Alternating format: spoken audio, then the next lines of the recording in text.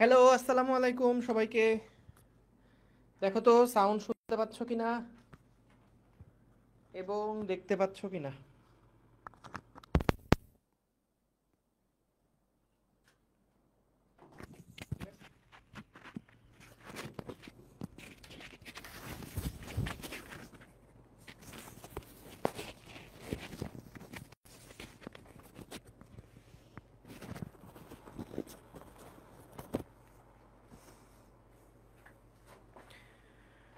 ওকে, তো সবাই একটু জানাই দিও সাউন্ড শুনতে পাচ্ছ কিনা এবং দেখতে পাচ্ছ কি না।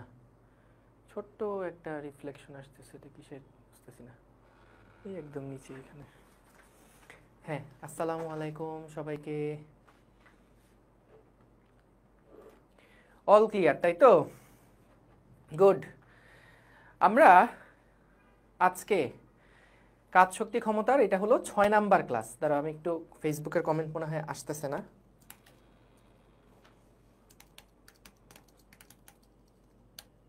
হ্যাঁ, এই তো এখন আসছে, এখন আসছে। হ্যাঁ, সবার কমেন্টই দেখতে পাচ্ছি। হ্যাঁ, ওয়ালাইকুম আসসালাম তাহসিনুর, ক্লিয়ার বলছো, ভেরি গুড। ভাই লাস্ট ক্লাসের এইচডব্লিউটা বুঝাই দিয়েন। হ্যাঁ, লাস্ট ক্লাস তো না, লাস্ট ক্লাসের আগের যে ক্লাসটা ছিল সেইটার এইচডব্লিউটা বুঝাই দিব।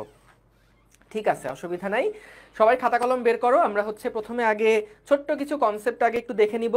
সংরক্ষণশীল বল, অসংরক্ষণশীল বল, এই রিলেটেড জিনিসগুলো আগে একবার দেখে নিব এবং তারপরে গিয়ে আমরা হচ্ছে ওই যে হোমওয়ার্কটা দিছিলাম সেই হোমওয়ার্কের সলিউশনে যাব। সো সবাই রেডি তো? খাতা কলম বের করে ফেলো, আমরা শুরু করব এখনই। ক্লিয়ার? ওকে, ঠিক আছে ঠিক আছে ঠিক আছে।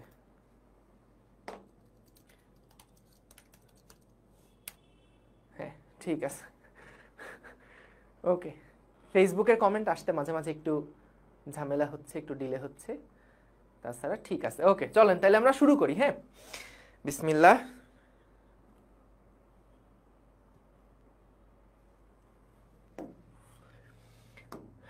আমি আগে পুরা লেখাগুলো একটু ঢেকে দেই, পুরা লেখাগুলো আগে একটু ঢেকে দেই, না হলে তোমরা ভয় পেয়ে যাবা। আমরা আজকে প্রথমে দুই ধরনের বল সম্পর্কে আগে একটু জানবো। দুই ধরনের বল সম্পর্কে আগে একটু জানবো। একটা হলো সংরক্ষণশীল বল এবং আরেকটা হলো অসংরক্ষণশীল বল।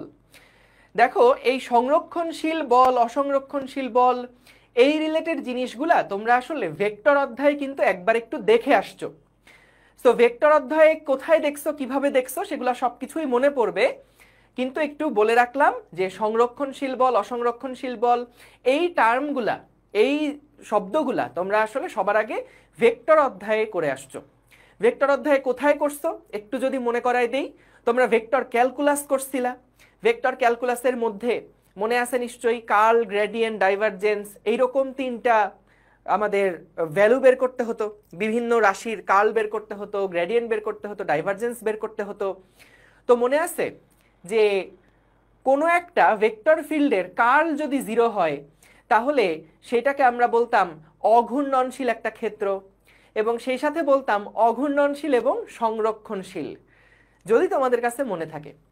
যাই হোক, ওই সমস্ত বিষয়গুলো নিয়ে আমরা আবার আজকে কথা বলবো, কিন্তু তার আগে একটু দেখে নেই সংরক্ষণশীল বল, অসংরক্ষণশীল বল এগুলা বলতে আসলে কি বোঝায়। মূলত কার্লের যে বিষয়টা বললাম সেটা দিয়ে আমরা মূলত কিভাবে করে সংরক্ষণশীল বল নির্ণয় করতে হয় সেইটার একটা আইডিয়া পাই। ওকে, সো তাহলে চলো সবার আগে আমরা একটু দেখে নেই সংরক্ষণশীল বল বলতে আসলে আমরা কি বুঝি। সংরক্ষণশীল বল বলতে আমরা আসলে কি বুঝি? ওকে, ঠিক আছে, সবাই ফেসবুকেও আসো, এইদিকেও আসো, ঠিক আছে। তো প্রথমেই আগে একটু দেখে নেই সংরক্ষণশীল বলের যে বিষয়গুলা। জাস্ট যেইটার লাইনটা, এই লাইনের দিকে খেয়াল করো, দেখো কি বলছে। সংরক্ষণশীল বল দ্বারা কৃত কাজ পথের উপরে নির্ভরশীল না, নির্ভর করে আদি অবস্থান এবং শেষ অবস্থানের উপরে। এই কথাটার মানেটা কি? সবার আগে সবচেয়ে ভালো হয় আমরা যদি আগে একটা সংরক্ষণশীল বলের উদাহরণ দিয়ে দেই, তাহলে প্রত্যেকটা বৈশিষ্ট্য বুঝতে তোমার কাছে অনেক সহজ লাগবে। দেখো, সংরক্ষণশীল বল, প্রথম যে কথাটা বলল, সংরক্ষণশীল বল দ্বারা কৃত কাজ, এটা নাকি পথের উপরে নির্ভর করে না। মানে কি? আবার বলছে নির্ভর করে আদি অবস্থান এবং শেষ অবস্থানের উপরে। দেখো একটা জিনিস, মহাকর্ষ বল হচ্ছে একটা সংরক্ষণশীল বল। দেখো, মহাকর্ষ বলের ক্ষেত্রে আমরা এই এক্সাম্পলটা দিতে পারি যে, মনে করো আমি কোনো একটা বস্তুকে এই ভূমি থেকে একটা নির্দিষ্ট উচ্চতায় উঠালাম। মনে করলাম ভূমি থেকে আমি এটাকে এই উচ্চতায় উঠালাম। তাহলে এখানে সংরক্ষণশীল বল কোনটা ছিল? সংরক্ষণশীল বল যেটা বললাম, মহাকর্ষ বল হচ্ছে আমাদের একটা সংরক্ষণশীল বল। এই যে সংরক্ষণশীল বলটা আছে, সেই সংরক্ষণশীল বল দ্বারা যে কৃত কাজ, সেই কৃত কাজের মানটা কত হয়েছে? যখন আমরা এই বস্তুটাকে ভূমি থেকে এই উচ্চতায় তুললাম, তখন আমাদের এই মহাকর্ষ বল দ্বারা যে কৃত কাজ, সেটা আসলে কত হয়েছে বলতো? সরণ হয়েছে উপরের দিকে, কিন্তু এমজি যেটা, সেটার ডিরেকশন কোন দিকে ছিল? নিচের দিকে ছিল। এমজি কাজ করছে নিচের দিকে, সরণ উপরের দিকে। তাহলে মহাকর্ষ বল দ্বারা কৃত কাজ কত হবে? যখন আমরা বস্তুটাকে উপরের দিকে তুললাম, তখন মহাকর্ষ বল দ্বারা যে কৃত কাজ, এটা কিন্তু এখনো কি হচ্ছে? Minus mgh। মহাকর্ষ বল দ্বারা যে কৃত কাজ, এটা কিন্তু mgh হচ্ছে। এইবার সাপোজ আমি কি করলাম, একটা ভিন্ন পথ মেনটেন করলাম। ভিন্ন পথ কেমন মেনটেন করলাম? যে সাপোজ আমি এখন এই বিন্দুটা থেকে আমি এখন এই উপরের বিন্দুটাতে যাব, কিন্তু এবার আমি আর সোজা পথে যাব না, আমি এবার মনে করো একটু ঘুরায় পেঁচায় তারপরে যাব। এরকম একটু ভিন্ন একটা পথে আমি এবার উপরের দিকে উঠলাম। এখন মহাকর্ষ বল দ্বারা যে কৃত কাজ, এই মহাকর্ষ বল দ্বারা কৃত কাজ কিন্তু এখনো এই মাইনাস mgh হবে, এখনো মাইনাস mgh হবে। কিভাবে হবে দেখো, আমাদের প্রথমবারে তো আমরা হিসাব করছি, যখন সোজা উপরে যায় তখন মাইনাস mgh, কোনো অসুবিধা নাই। কিন্তু যদি এরকম আঁকা বাঁকা পথে যায়, তাহলেও কি মহাকর্ষ বল দ্বারা কৃত কাজ মাইনাস mgh? উত্তর হলো হ্যাঁ। কিভাবে দেখো, বা আমি একটা কাজ করি, দাঁড়াও, আমি প্রথমে এত কঠিন একটা পথ না নিয়ে প্রথমে আগে চলো আমি একটা সহজ পথ নেই, তাহলে আমাদের বুঝতে সহজ হবে। মনে করো আমি এবার এমন একটা পথ নিলাম যে আমি একটা বস্তুকে প্রথমে আগে এই বাম দিকে সরাবো সাপোজ, এবং তারপরে আমি এই বস্তুটাকে এরকম ডান দিকে নিয়ে যাব। তো মনে করলাম একটু সংখ্যা দিয়ে করি, কেমন? মনে করলাম এইচ এর যে মানটা ছিল সেটা হচ্ছে 4 মিটার ছিল, কেমন? তাহলে এখানে এইচ এর জায়গায় কত হবে? মহাকর্ষ বল দ্বারা যে কৃত কাজ, সেই মহাকর্ষ বল দ্বারা কৃত কাজ W সমান মাইনাস mg ইন্টু 4 হওয়ার কথা, যখন আমি সোজা উপরের দিকে বস্তুকে তুলছিলাম তখন। এবং মনে করলাম এই দিকে আমরা গেছি হলো 3 মিটার, আর এই দিক বরাবর আমরা গেছি হচ্ছে তাহলে 5 মিটার। দুইটা পথ, একটা হলো এই যে পিঙ্ক কালারের যে পথটা, পিঙ্ক তো না, বেগুনি কালার, এই বেগুনি কালারের যে পথটা, একটা পথ হচ্ছে এইটা যে সোজা উপরের দিকে গেছি, তাহলে mg বল দ্বারা কৃত কাজ কত। এবং আরেকটা পথ হলো এই হলুদ পথ, যেখানে আমরা প্রথমে আগে 3 মিটার বামে আসলাম এবং তারপরে 5 মিটার এরকম কোনাকুনি গেলাম। তো আমরা একটু বের করতে চাই যে প্রথম পথ দ্বারা যে কৃত কাজটা হয়েছিল, দ্বিতীয় পথ দ্বারাও বা দ্বিতীয় পথ দিয়েও যদি আমি যাই, তাহলেও কি মহাকর্ষ বল দ্বারা কৃত কাজটা মাইনাস mg4 এর সমানই হয় কি না? তাহলে খেয়াল করো, এখানে আমরা প্রথমে যদি দেখি এই 3 মিটার দূরত্ব আসতে বলো তো মহাকর্ষ বল দ্বারা কৃত কাজ কত?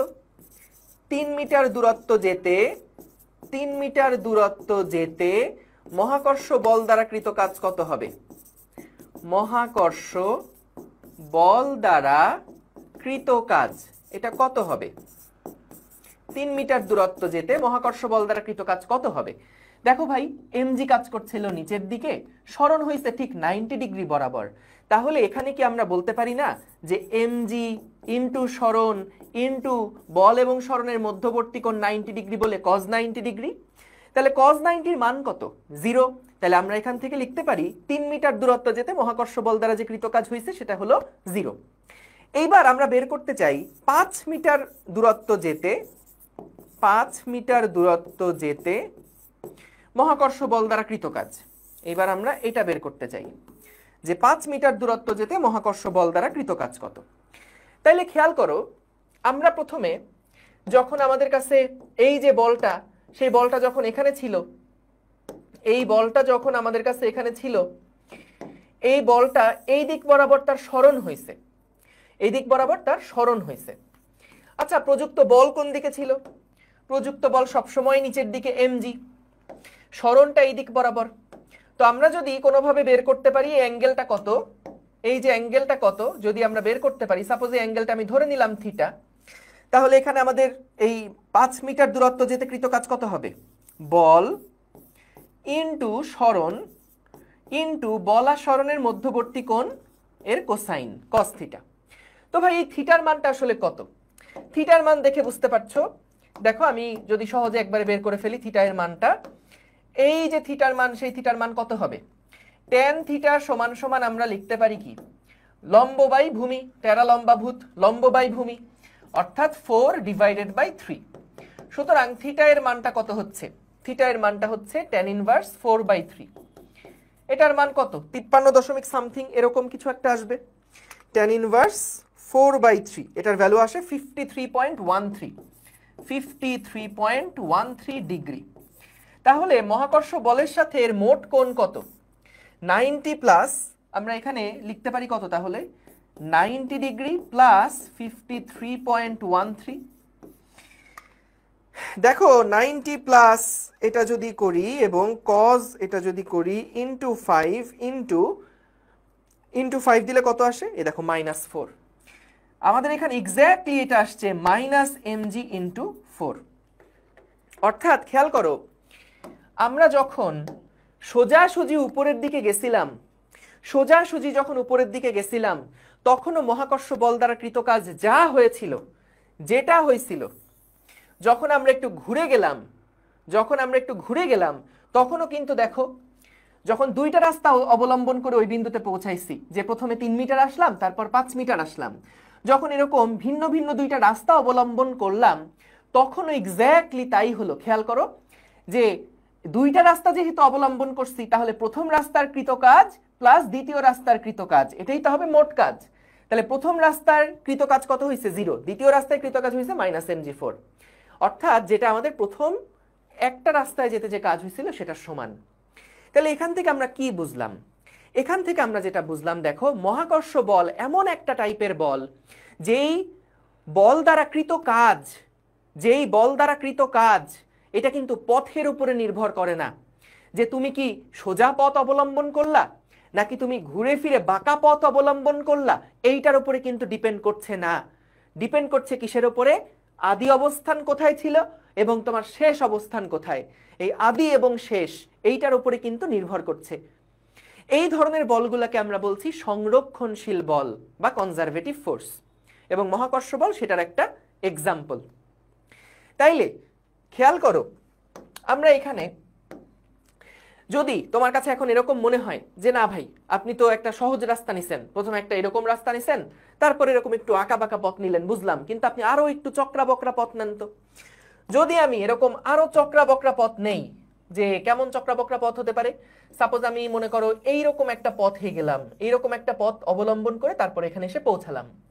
তো খেয়াল করো, যত রকমের এরকম চক্রা বকরা পথ আছে, এরকম আঁকা বাঁকা যতই পথ থাকুক না কেন, বলতো প্রত্যেকটা বাঁকা অংশকে আমি কি ছোট্ট দুইটা অংশে ভাগ করে ফেলতে পারি না? ধরো এখানে যেই অংশটা আছে, এইখানে যেই রাস্তার ছোট্ট ক্ষুদ্র অংশটা আছে, এই ছোট্ট অংশটাকে আমি দুইটা ভাগে ভাগ করে ফেলতে পারি না?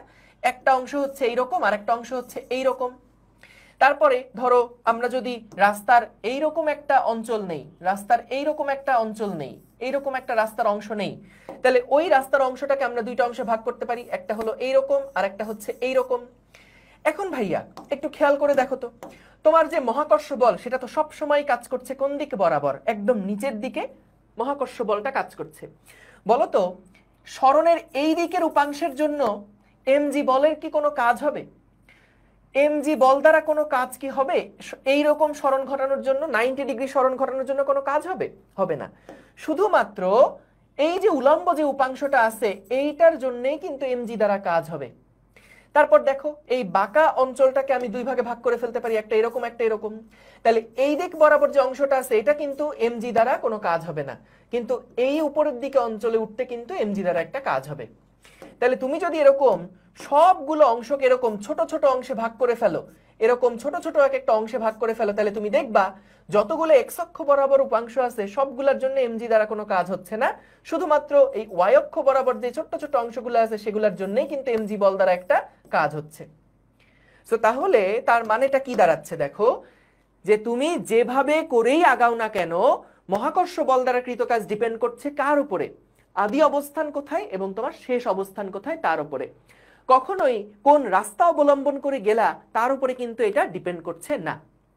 এবং আরেকটা খুবই গুরুত্বপূর্ণ ইনসাইট এখানে আছে, সেইটা হচ্ছে আমরা তো এটা বুঝলাম, এই ছবিটা তো একটু হিজিবিজি হয়ে গেছে, এটাকে সরাই দিলাম আপাতত।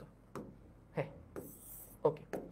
এখন এটা গেল একটা বৈশিষ্ট্য যে সংরক্ষণশীল বল এটা এমন একটা টাইপের বল যেই বল দ্বারা কৃত কাজ পথের উপর নির্ভর করে না, নির্ভর করে আদি অবস্থান এবং শেষ অবস্থানের উপরে।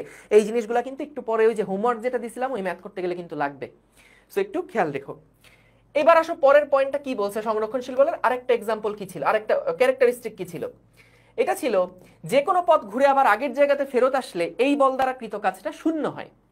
যে কোনো পথ ঘুরে আবার আগের জায়গাতে যদি তুমি আসো তাহলে এই বল দ্বারা কৃত কাজ শূন্য হয়। আচ্ছা বলো তো, সাপোজ তুমি কি করলা, ওই বস্তুটাকে নিয়ে, এই বস্তুটাকে নিয়ে তুমি প্রথমে উপরের দিকে গেলা, তারপর আবার নিচের দিকে চলে আসলা, অর্থাৎ ঘুরে ফিরে তুমি যদি আবার আগের জায়গায় চলে আসো তাহলে বলো তো মহাকর্ষ বল দ্বারা কৃত কাজ কত হচ্ছে?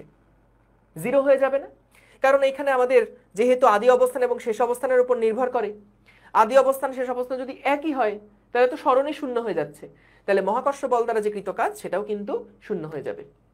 তাহলে জিনিসটা দেখো, যে কোনো পথ ঘুরে আবার আগের জায়গায় যদি ফেরত আসে তাহলে এই মহাকর্ষ বল দ্বারা কৃত কাজটা হয় শূন্য। অর্থাৎ ও যদি ঘুরে ফিরে আবার উপরে যায়, নিচে নামে, যেভাবেই করে ঘুরুক না কেন ঘুরে ঘুরে যদি আবার আগের জায়গায় চলে আসে তাহলে সংরক্ষণশীল বল দ্বারা কৃত কাজ হবে কত? শূন্য, বা মহাকর্ষ বল দ্বারা কৃত কাজ হবে শূন্য। এটা গেল 2 নাম্বার ক্যারেক্টারিস্টিক্স। এগুলো কিন্তু খ নাম্বার প্রশ্নে আসে, একটু খেয়াল রেখো। 3 নাম্বারটা কি বলছে দেখি।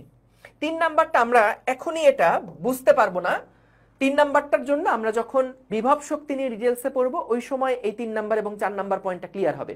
আপাতত এই প্রথম দুইটা বুঝে রাখাটাই গুরুত্বপূর্ণ। তবু একটু একবার পড়ে রাখি কি বলছে। সংরক্ষণশীল বলের ক্ষেত্রে যান্ত্রিক শক্তির নিত্যতা সূত্রটা পালিত হয়। দেখো আমরা মনে আছে পরন্ত বস্তুর জন্য যান্ত্রিক শক্তির নিত্যতা কিন্তু অ্যাপ্লাই করতাম। সো ওইখানে কি ধরনের বল কাজ করতো? মহাকর্ষ বল কাজ করতো। তো মহাকর্ষ বল যেখানে থাকবে সেখানে কিন্তু যান্ত্রিক শক্তির নিত্যতা আমরা অ্যাপ্লাই করতে পারবো। আচ্ছা, তারপরে দেখো আরেকটা কথা আছে খুবই গুরুত্বপূর্ণ, যে সংরক্ষণশীল বলের ক্ষেত্রেই শুধুমাত্র বিভব শক্তি পাওয়া যায়।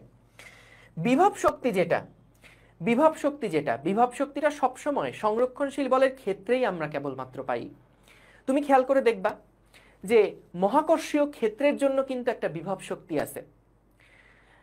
দেখো সংরক্ষণশীল বল কারা কারা, এটা যদি একবার একটু উদাহরণগুলোর দিকে তাকাও। সংরক্ষণশীল বলের উদাহরণের মধ্যে আছে মহাকর্ষ বল, স্প্রিং বল, স্থির তড়িৎ বল।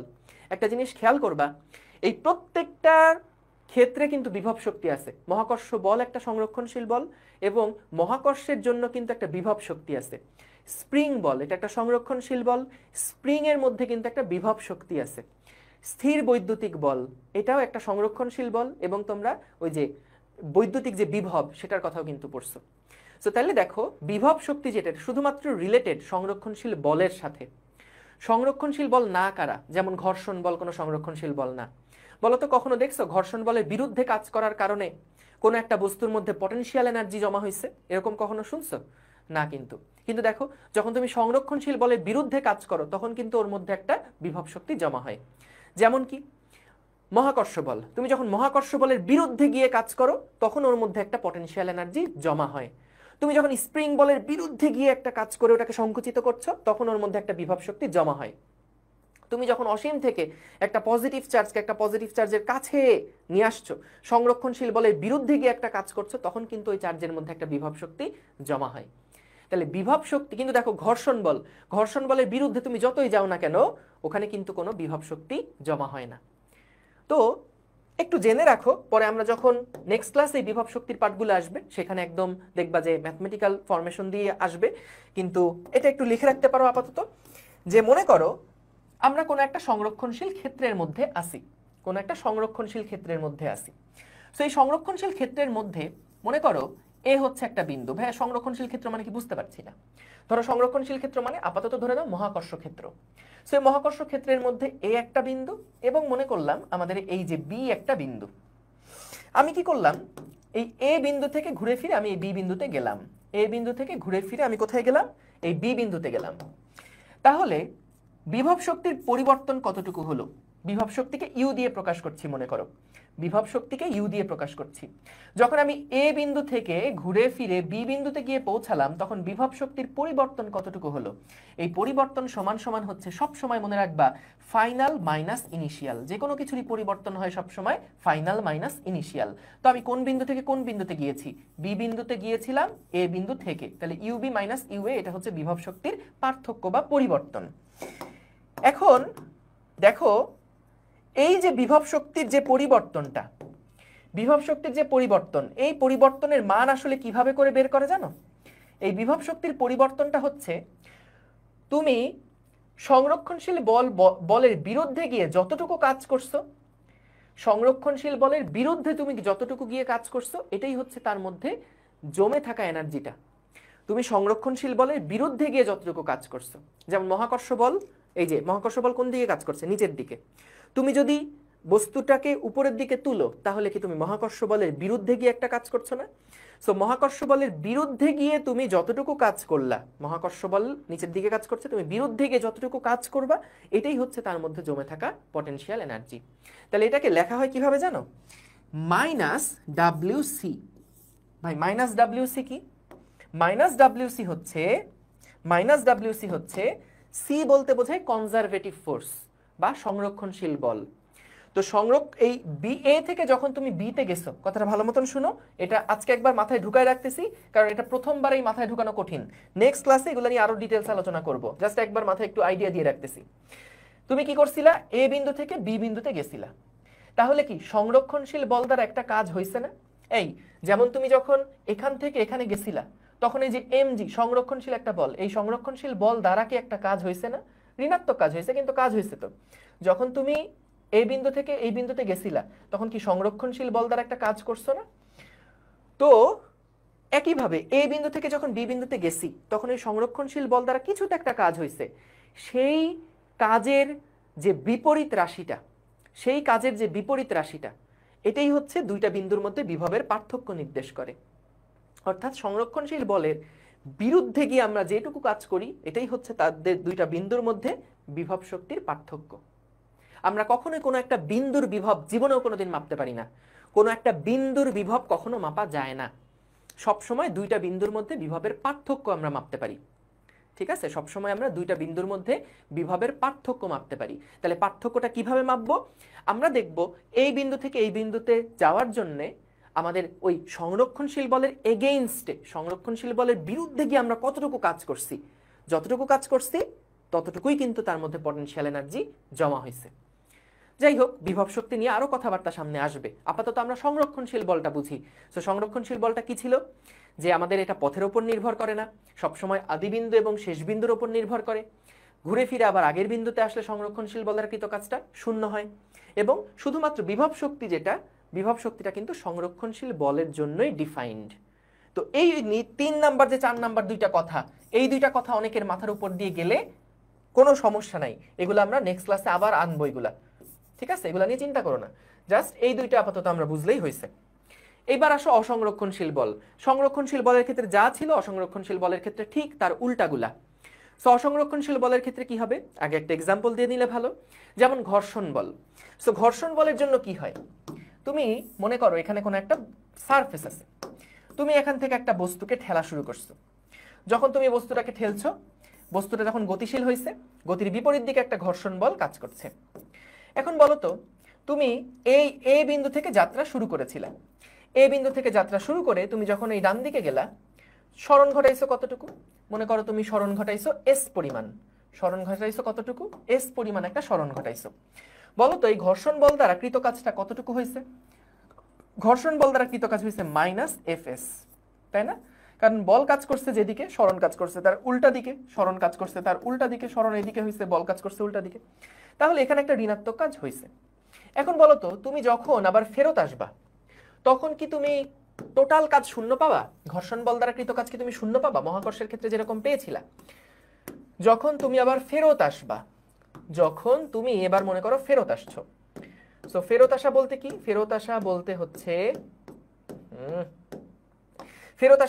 এবার তুমি ডান দিক থেকে মনে করো বাম দিকে এসেছো, তুমি এবার ডান দিক থেকে বাম দিকে আসছো।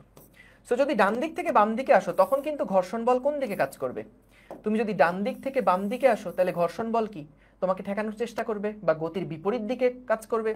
তাহলে ঘর্ষণ বল যেই দিকে কাজ করছে, সরণ তার বিপরীত দিকে কাজ করছে। অর্থাৎ এখানেও কিন্তু ঘর্ষণ বল দ্বারা যে কৃত কাজ, এটা হলো মাইনাস এফ এস। তাহলে খেয়াল করো তো, তুমি যখন ঘুরে ফিরে আবার আগের জায়গায় আসলা, এখান থেকে ডান দিকে গিয়ে আবার যখন বাম দিকে ফেরত আসলা, তখন কিন্তু টোটাল কাজটা শূন্য হলো না। টোটাল কাজটা কিন্তু শূন্য হলো না। মহাকর্ষ বলের ক্ষেত্রে কি হয়েছিল? মহাকর্ষ বল দ্বারা কৃত কাজ শূন্য হয়ে গেছিল যখন তুমি ঘুরে ফিরে আবার আগের জায়গাতে চলে আসছিলা। কিন্তু ঘর্ষণ বল দ্বারা কৃত কাজ কিন্তু এই ক্ষেত্রে শূন্য হয় নাই। এখন আরেকটা কথা, সেইটা হচ্ছে যে মনে করো একটা সারফেস, এটা হলো একটা টপ ভিউ দেখাচ্ছে, একটা টেবিলের উপরে একটা বস্তু রাখা আছে। মনে করো বস্তুটা কই? বস্তু হচ্ছে এইটা, এটা একটা টেবিল, এইটা একটা টেবিল, তুমি উপর থেকে দেখছো টেবিলটাকে। এখন মনে করো এই বস্তুটাকে তুমি এখান থেকে এই জায়গাতে নিবা, তার জন্য তুমি দুইটা পথ অবলম্বন করলা।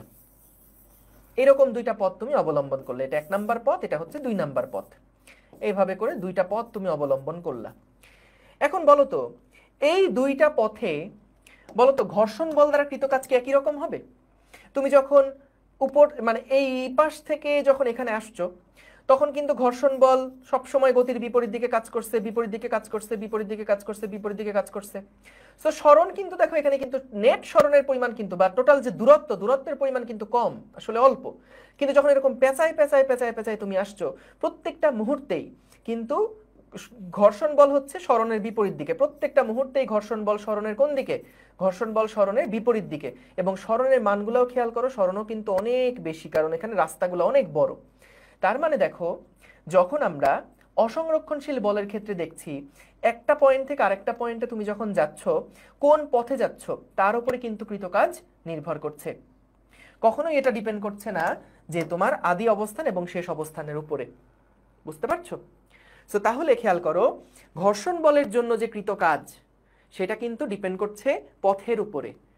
কিন্তু মহাকর্ষ বল বা সংরক্ষণশীল বলের জন্য যে কৃত কাজটা ছিল, সেটা ডিপেন্ড করছিল আদি অবস্থা এবং শেষ অবস্থানের উপরে। সেই কথাগুলাই এখানে কিন্তু বলছে। অসংরক্ষণশীল বল দ্বারা কৃত কাজ পথের উপর নির্ভরশীল। এগুলো অবজেক্টিভ, খুবই গুরুত্বপূর্ণ, দাগায় রেখো। যে কোনো পথ ঘুরে আবার আগের জায়গাতে আসলে কৃত কাজ শূন্য হয় না। তারপরের দুইটা কথা যেগুলো আছে, সেগুলো আমরা নেক্সট ক্লাসে গিয়ে দেখবো, চিন্তা করো না। এবং অসংরক্ষণশীল বলের জন্য বিভব শক্তি পাওয়া যায় না, যেটা বলছিলাম। ঘর্ষণ বলের বিরুদ্ধে তুমি যদি যাও, তাহলে কিন্তু তার মধ্যে কোনো রকমের বিভব শক্তি তুমি পাবা না। কিন্তু মহাকর্ষ বলের বিরুদ্ধে তুমি কাজ করো, তাহলে কিন্তু এর মধ্যে একটা বিভব শক্তি জমা হবে। সো এগুলোর এক্সাম্পল কি?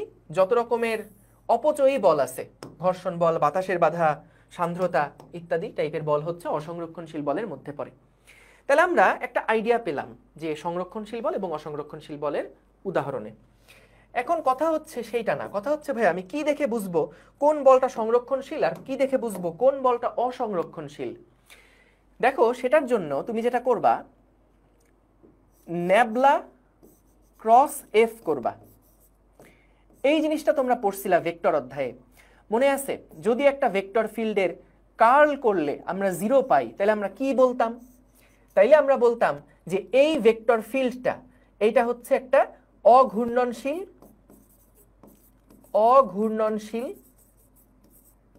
ও সংরক্ষণশীল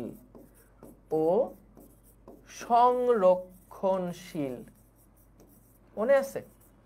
এবং যদি দেখা যেত যে এই ভেক্টর ফিল্ডটার কার্ল করলে 0 আসছে না, তার মানে আমরা বলতাম কি যে এইটা একটা ঘূর্ণনশীল এবং অসংরক্ষণশীল একটা ক্ষেত্র, ঘূর্ণনশীল এবং অসংরক্ষণশীল একটা ক্ষেত্র।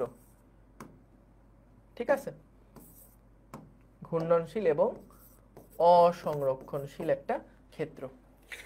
সো তাহলে খেয়াল করো, কোনো একটা ভেক্টর ফিল্ড যদি আমার কাছে দেওয়া থাকে এবং আমি যদি দেখি যে ওই বলটা হলো একটা সংরক্ষণশীল বল, তাহলে খেয়াল করো, বুঝো কিন্তু কথাটা, যদি আমি কোনো একটা ফোর্স আমার কাছে দেওয়া আছে, কোনো একটা ফোর্সের ইকুয়েশন ধরো দেওয়া আছে, আমি দেখে বুঝলাম আচ্ছা এই বলটা তো একটা সংরক্ষণশীল বল, এই বলটা তো একটা সংরক্ষণশীল বল, তখন সুবিধা কি হবে? আমাকে যদি বলে দেয় বস্তুটা প্রথমে উপরের দিকে গেছিল তারপর ডান দিকে গেছে, তখন আমার সুবিধা হবে কি জানো? তখন আমার সুবিধা হবে কোন পথে গেছে এটা আমার দেখার দরকার নাই, আমি তখন দেখব যে বস্তুর আদি অবস্থান কোনটা, শেষ অবস্থান কোনটা। তাহলে আদি থেকে শেষ এই রাস্তায় যেতে যে পরিমাণ কাজ করা লাগে সেটাই হচ্ছে ওই মহাকর্ষ বা ওই সংরক্ষণশীল বল দ্বারা কৃত কাজ। কারণ সংরক্ষণশীল বল দ্বারা কৃত কাজ কিন্তু কখনোই পথের উপর নির্ভর করে না, কোন পথে যাচ্ছ তার উপর নির্ভর করে না, নির্ভর করে কার উপরে? আদি অবস্থান কোনটা এবং শেষ অবস্থান কোনটা তার উপরে। কিন্তু যদি আমি কখনো দেখি যে না আমার কাছে একটা অসংরক্ষণশীল বল আছে, যদি আমি কখনো দেখি যে না আমার কাছে একটা অসংরক্ষণশীল বল আছে, তাইলে ভাইয়া বলো তো, মনে করো এই অসংরক্ষণশীল বলের সাহায্যে আমি প্রথমে এদিকে গেছিলাম, তারপরে এখান থেকে এদিকে গেছি। এখন তুমি যদি হিসাব করো, এই রাস্তা ধরে তুমি যদি হিসাব করো, তাহলে কি তোমার এই রাস্তায় যেতে যে কৃত কাজ এবং এই দুইটা রাস্তায় যেতে যে কৃত কাজ, দুইটা কি সেম হবে? ধরো ঘর্ষণ বলের ক্ষেত্রে যদি বলি, ঘর্ষণ বলের জন্য ঘর্ষণ বল দ্বারা কৃত কাজ তুমি বের করতে চাচ্ছ, সো এই রাস্তা ঘুরে আসলে যে ঘর্ষণ বল দ্বারা কৃত কাজ এবং সরাসরি এখান থেকে এখানে গেলে যে ঘর্ষণ বল দ্বারা কৃত কাজ, দুইটা কি সেম হবে? সেম হবে না। সো তাইলে এটা আগে আমাকে বের করে নিতে হবে। তুমি সরাসরি কিন্তু কখনোই আদিবিন্দু আর শেষ বিন্দু দিয়ে একটা ভেক্টর বানায় ফেললা, আদিবিন্দু আর শেষ বিন্দু দিয়ে একটা ভেক্টর বানায় ফেললা, তারপরে বল ইনটু সরণ করে কাজ বের করে ফেললা, তাহলে কিন্তু হবে না। আগে দেখতে হবে কি যে বলটা কি সংরক্ষণশীল কিনা। যদি সংরক্ষণশীল হয় তাহলে তুমি এই দুই রাস্তায় বের করলে যা হবে, এই দিক থেকে এদিকে বের করলে একই রেজাল্ট আসবে। কিন্তু যদি বলটা অসংরক্ষণশীল হয় তখন এবং যদি বলে দেয় রাস্তা অতিক্রম করছে এইভাবে, তখন কিন্তু এই পথের জন্য কাজ বের করতে হবে, এই পথের জন্য কাজ বের করতে হবে। এবং তখন তুমি যদি পাগলামো করে এই পথের জন্য কাজ বের করো, তাহলে কিন্তু দুইটা কাজের মান এক হবে না, অর্থাৎ হলুদ রাস্তায় করা কাজ এবং সাদা রাস্তা দিয়ে করা কাজ এক হবে না। চলো আমরা এগুলা একটু প্র্যাকটিসের মাধ্যমে দেখে ফেলি। এই প্রশ্নটা তোমাদের ছিল হোমওয়ার্কে, এটা তোমাদের হোমওয়ার্ক দিছিলাম 4 নাম্বার ক্লাসের লাস্টে। সো দেখো এখানে একটা বল দেওয়া আছে, চলো তো আমরা একটু দেখি। এইখানে যে ফোর্সটা দেওয়া আছে, এই ফোর্সটা হচ্ছে, সবাই একটু ধৈর্য ধরে দেখবা, হ্যাঁ। সো এটা হচ্ছে yi plus x J, yi cap plus x j cap. এটা কি ধরনের বল? এটা কি একটা সংরক্ষণশীল বল নাকি অসংরক্ষণশীল বল? ভাই আমি তো এটা দেখে বুঝতে পারছি না, তাহলে আমি কি করব? আমি এখানে চলো একটা ক্রস গুণ করে আগে দেখি কি হয়। যদি ক্রস গুণফল 0 হয় তাহলে এটা একটা সংরক্ষণশীল বল। আচ্ছা মনে আছে কার্ল কেমনে করি আমরা? এই যে i cap, J cap, K cap এবং তারপরে এই যে ddx, তারপরে ddy, তারপরে ddz, এগুলা লিখি এবং তারপরে হচ্ছে এই যে yi xj এবং তারপরে 0 বসাই দিই। বলো তো ভাইয়া এখান থেকে কি আসে? i ক্যাপ যদি তুমি নাও, ddy এটা কত হবে? 0 আসবে এবং ddz এর সাথে x এর যদি ডিফারেন্সিয়েট করো তাহলে কি হয়? 0 হয়ে যাবে না? তাহলে আলটিমেটলি এটা কিন্তু 0ই থাকলো। জে ক্যাপ যেটা, এটা কেটে দাও, ddx এটা আসবে 0, ddz এর সাথে y করলেও এটাও কি হবে? 0 হবে। প্লাস কে ক্যাপ যদি করো, দেখো তো কি আসে কে ক্যাপ করলে? এইটা আর এইটা কেটে গেল, তাহলে কি থাকে? ddx অফ x মানে আসে 1 এবং ddy অফ y মাইনাস 1, তাহলে কত হচ্ছে বলো তো? 0 আসতেছে না? অর্থাৎ আমরা এখান থেকে যেটা পেলাম যে ন্যাবলা ক্রস এফ, খেয়াল করো ন্যাবলা ক্রস এফ এই জিনিসটা আসলে কি? সমান সমান 0। তার মানে কি এটা একটা অঘূর্ণনশীল এবং এবং সংরক্ষণশীল একটা বল, অর্থাৎ এই বলক্ষেত্রটা কি? এটা একটা সংরক্ষণশীল ক্ষেত্র, সংরক্ষণশীল ক্ষেত্র। আচ্ছা তাইলে ভাইয়া এটা করে লাভটা কি হলো আমার? সংরক্ষণশীল ক্ষেত্র যে বললাম, এটা করে আমার লাভটা কি হলো? এটা করে যে লাভটা হয়েছে, চলো এবার দেখি আমাদের প্রশ্নে কি বলছিল। আমাদের প্রশ্নে বলে দিছিল যে আমরা একটা বস্তুকে প্রথমে 00 থেকে 04 বিন্দুতে গেছে, 00 থেকে আমরা একটা বস্তুকে নিয়ে প্রথমে কোথায় গেছি? 00 থেকে প্রথমে আমরা 04 বিন্দুতে গেছিলাম, ঠিক আছে? 00 থেকে আমরা প্রথমে কোথায় গেছি? 00 থেকে আমরা প্রথমে 04 এ গেছি। তার মানে কি, এইটা হচ্ছে আমাদের 0,0 এবং এইটা হচ্ছে আমাদের 0,4, এইটা হচ্ছে আমাদের 0,4, ঠিক আছে? এবং তারপরে আমরা ভাইয়া কোথায় গেছি? তারপরে আমরা গেছি 04 বিন্দু থেকে আমরা গেছি 2,4 বিন্দুতে। 04 বিন্দু থেকে আমরা গেছি কোথায়? 2,4 বিন্দুতে গেছিলাম, এই যে 2,4 এই বিন্দুতে গেছিলাম। তাহলে ভাইয়া এখন আমারে বলো তো, এইটা যেহেতু একটা সংরক্ষণশীল বল, তাহলে তুমি এই রাস্তায় কৃত কাজ প্লাস এই রাস্তায় কৃত কাজ করে যেই রেজাল্ট পাবা, বলো তো এই রাস্তায় কৃত কাজ বের করলেও কি একই রেজাল্ট পাওয়া উচিত না? চলো আমরা সেইটাই এখন ভেঙে ভেঙে দেখি। প্রথমে আসো, এই দুইটা রাস্তার জন্য আমরা আগে কৃত কাজ বের করি। বলো এই পর্যন্ত কি বুঝছো কিনা? এই পর্যন্ত কি বুঝছো কিনা? এখন আমরা জাস্ট আগে ওই 4 নম্বর লেকচারে যা কিছু পড়ছি সেইগুলাই আরেকবার আমরা রিক্যাপ করব, ঠিক আছে? কেমনে বুঝবো? ন্যাবলা ক্রস এফ করতে হবে। দেখো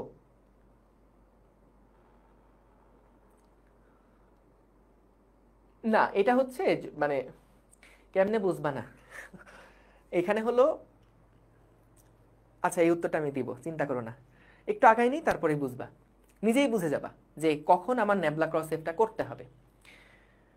বিষয় হচ্ছে যে এই রাস্তা ধরে বস্তু গেছে, তুমি যদি সেই রাস্তা ধরেই সবসময় ম্যাথ করো, তাহলে আর সংরক্ষণশীল বল না অসংরক্ষণশীল বল এগুলো করে হিসাব করা লাগবে না।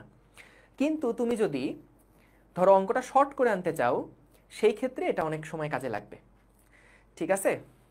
ভাই আপনি আসল মাসরুর ভাই? না, আসল মাসরুর ঘুমাচ্ছে, যে নিচে ঘুমাচ্ছে। হ্যাঁ, আমি হচ্ছে মাসরুরের ছোট ভাই, ঠিক আছে? আমি এত সিরিয়াস কেন? আরে ভাই কই সিরিয়াস, তোমরা কি ভালো আছো না সবাই? আনবিলিভেবল। ওকে, মাসরুর ভাইকে আমির খানের মতন লাগে। আরে লজ্জা পেয়ে গেলাম, হাই হাই, লজ্জায় তো আমার এখন টেবিলের নিচে লুকিয়ে যেতে ইচ্ছা করছে।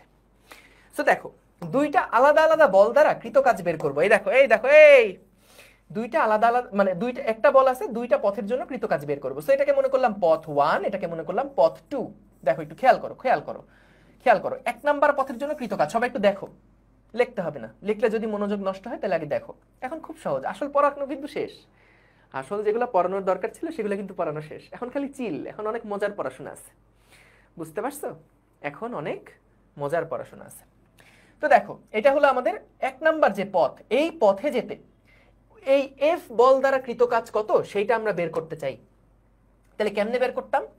এই যে দেখো, ডাব্লিউ সমান সমান, মনে আছে আমরা এই যে এফ ডট ডিএস করতাম, যে ছোট্টবেলায় করছিলাম, এই যে মনে আছে, এই যে 2 ক্লাস আগেই করছিলাম। সো এফ সমান সমান কি ছিল? এফ সমান ছিল y i cap plus x j cap, তাই তো? ডট ছিল হচ্ছে ডিএস, মানে কি লেখা যায়? Dx i cap plus dy j cap. খুব ইচ্ছা করছে ডিজেড কে ক্যাপ লিখতে, কিন্তু দরকার নাই, কারণ এখানে আই আর জেই আছে শুধুমাত্র। তাহলে এখান থেকে লেখা যায় ওয়াই ডিএক্স প্লাস লেখা যায় এক্স ডিওয়াই, এক্স ডিওয়াই। আচ্ছা এখন লিমিট বসাবো কিভাবে? দেখো ভাই, 0 থেকে 0, 0, 0, 4। তাহলে এখানে এক্স এর লিমিট বসাবো। এক্স এর লিমিট কত? 0 থেকে 0 পর্যন্ত, 0 থেকে 0 পর্যন্ত, ওয়াও। এবং দেখো ওয়াই এর লিমিট কত? 0 থেকে 4 পর্যন্ত। তাহলে ওয়াই এর লিমিট হচ্ছে 0 থেকে 4 পর্যন্ত। এই বুঝছো এটা কোন পথের জন্য কাজ বের করছি ভাইয়া? এই পথের জন্য কাজ বের করছি, 0, 0, 0, 4। তাহলে দেখো 0 থেকে 0 তে গেলাম, 0 থেকে 4 এ আসলাম। এই দেখো 0 থেকে 0, 0 থেকে 4, লিমিট বসাইছি কি হিসেবে? dx থাকলে x এর লিমিট, dy থাকলে y এর লিমিট। ওয়াও, এখন খেয়াল করো। আচ্ছা ভাই বলো তো, যদি আমাদের সরণ হয় 0, কেমনে বুঝলাম সরণ 0? ভাই 0 থেকে তুমি 0 তেই আসো, x অক্ষ বরাবর কোনো সরণ হয় নাই। বলো তো দেখি, ওয়াইটা কি? আই ক্যাপ না? আই ক্যাপ মানে কি? x অক্ষ বরাবর বল। এই খেয়াল করো, ওয়াই আই ক্যাপ মানে কি? এটা হচ্ছে x অক্ষ বরাবর বল। আর এক্স জে ক্যাপ মানে কি? এটা হলো y অক্ষ বরাবর বল। আবার দেখো এটা কি? এটা মানে এক্স অক্ষ বরাবর বল, কারণ কি আই ক্যাপ আছে, এটা এক্স অক্ষ বরাবর বল নির্দেশ করছে, আর এটা হলো ওয়াই অক্ষ বরাবর বল নির্দেশ করছে। ভাই কি দেখে বুঝলেন? এই যে জে ক্যাপ, জে ক্যাপ কোন দিক বরাবর? ওয়াই অক্ষ বরাবর। তার মানে এই বলের উপাংশটা ওয়াই অক্ষ বরাবর, এই বলের উপাংশটা এক্স অক্ষ বরাবর। এখন আমাকে বলো তো, যখন উপরে গেছো ভাইয়া, এক্স অক্ষ বরাবর বল দ্বারা কি কোনো কাজ হয়েছে বলো তো? এক্স অক্ষ বরাবর কোনো সরণ হয়েছে? এক্স অক্ষ বরাবর কি কোনো সরণ হয়েছে? দেখো তো, এই বলটা কোন দিক বরাবর? এই বলটা এক্স অক্ষ বরাবর, এই বলটা এক্স অক্ষ বরাবর, কিন্তু এক্স অক্ষ বরাবর কি কোনো সরণ হয়েছে? তুমি তো উপরে উঠছো, এক্স অক্ষ বরাবর কোনো সরণ হয়েছে? সরণ কিন্তু হয় নাই। তাহলে আমাদের এইখানে যে কৃত কাজ, এই পার্টটুকু যে জিরো, এইটা কি বুঝতে পারছো? কারণ লিমিট জিরো থেকে জিরো, লিমিট জিরো থেকে জিরো যাই হোক না কেন কোনো সরণ তো হয় নাই, তাহলে জিরো থেকে জিরো মানে কাজ শূন্য গেল। এইবার আসো এক্স ডিওয়াই। আচ্ছা বলো তো, এই যে সমীকরণটা, এই যে সমীকরণটা, এই যে পথটা, এই পথের সমীকরণ কি বলতো? এই পথের সমীকরণ কি? এক্স সমান সমান জিরো না ভাইয়া? এই পথের সমীকরণ যে এক্স সমান সমান জিরো, এটা কি বুঝতে পারছো? এই পথের সমীকরণ যে এক্স সমান সমান জিরো, তাহলে এখানে যদি জিরো বসাও, তাহলে প্রথম পথে কৃত কাজ কত হয়েছে? জিরো না? কারণ এখানে হচ্ছে এটা জিরো প্লাস জিরো ডিওয়াই সমান সমান প্রথম পথে যে কৃত কাজ সেটা কত হয়েছে? জিরো হয়েছে। ভাইয়া এইটা কি আমরা বুঝতে পারছি? একটু বলো তো, এইটা কি আমরা বুঝতে পারছি? বলো জি। ঠিক আছে, জি বুঝছি, থ্যাংক ইউ। এইবার আসো পরের অংশটা দ্বারা কৃতকাজ বের করি। মানে কি? এই অংশটা দ্বারা চলো কৃতকাজ বের করি, মানে বলের যখন সরণ এইদিকে হয়েছে তখন কৃতকাজ কত, চলো বের করি। বলো তো, এই পথের সমীকরণটা কত? এই পথের সমীকরণ যে y সমান সমান 4, এটা নিয়ে কি কোনো সন্দেহ আছে? এক্স অক্ষের সমান্তরাল সরলরেখার সমীকরণ হয় y সমান সামথিং, আর এক্স অক্ষের y অক্ষের সমান্তরাল সরলরেখার সমীকরণ হয় x সমান সমান সামথিং। তাহলে এটা y সমান 4 এর একটা ইকুয়েশন। তাহলে আমরা যদি 2 নাম্বার পথের জন্য এবার কৃতকাজ বের করি, এটা ছিল W1, W2 এর জন্য যদি আমরা এখন বের করি তাহলে কি আসছে দেখো, f dot ds, f dot ds, তো একই তো আসবে এখানে, ফাইনালিতে একই লাইন আসবে। সো এখানে থাকবে হচ্ছে y dx প্লাস থাকবে হলো x dy। কি করছি? জাস্ট মাঝখানে লাইনটা স্কিপ করছি, একই লাইন আসবে মাঝখানে। সো তারপরে y এর সাথে dx, x এর সাথে dy লিখে ফেললাম, লিখে ফেললাম, এই যে লিখে ফেললাম। এখন লিমিট বসাবো কিভাবে?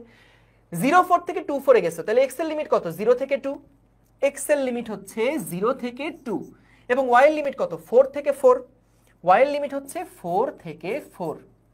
আচ্ছা এখন আমাকে বলো, সমীকরণ কি ছিল? y সমান 4 না? তাহলে আমরা যদি এখানে y এর জায়গাতে 4 বসাই, dx কে ইন্টিগ্রেট করলে x হয়, তাহলে লিমিটে এখানে আসে 0 থেকে 2। এখন খেয়াল করো, আমাদের dy এই জিনিসটা কি ছিল বলো তো? xj, এটা কি ছিল? এটা ছিল y অক্ষ বরাবর বল।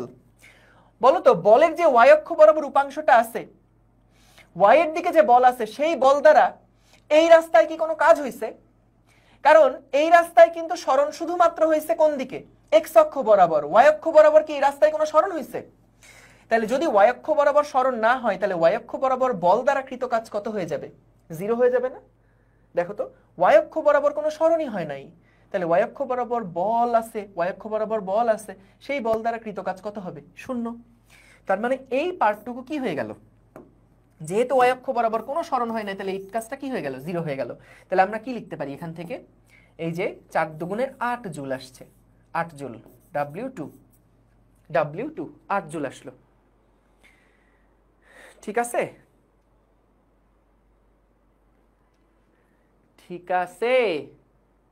দেখো, এই ম্যারাথন ক্লাসের মাধ্যমে শেষ করেন আহমেদ রাজু, এই আর্কাইভ ক্লাস খুব সুন্দরভাবে ডিটেইলসে আছে, ওগুলা রেকর্ডেড, একদম অপূর্ব দারুণ ক্লাস আছে।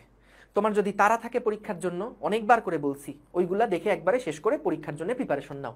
কিন্তু কলেজে পরীক্ষা, সেটার জন্য আমাদেরকে কখনো তাড়া দিও না, তাইলে যেটা হবে দেখা যাবে, এটা তো আমরা কখনো করতে পারবো না যে তাড়াতাড়ি সিলেবাস শেষ করে দিলাম, এটা আমরা পারবোই না কখনো করতে।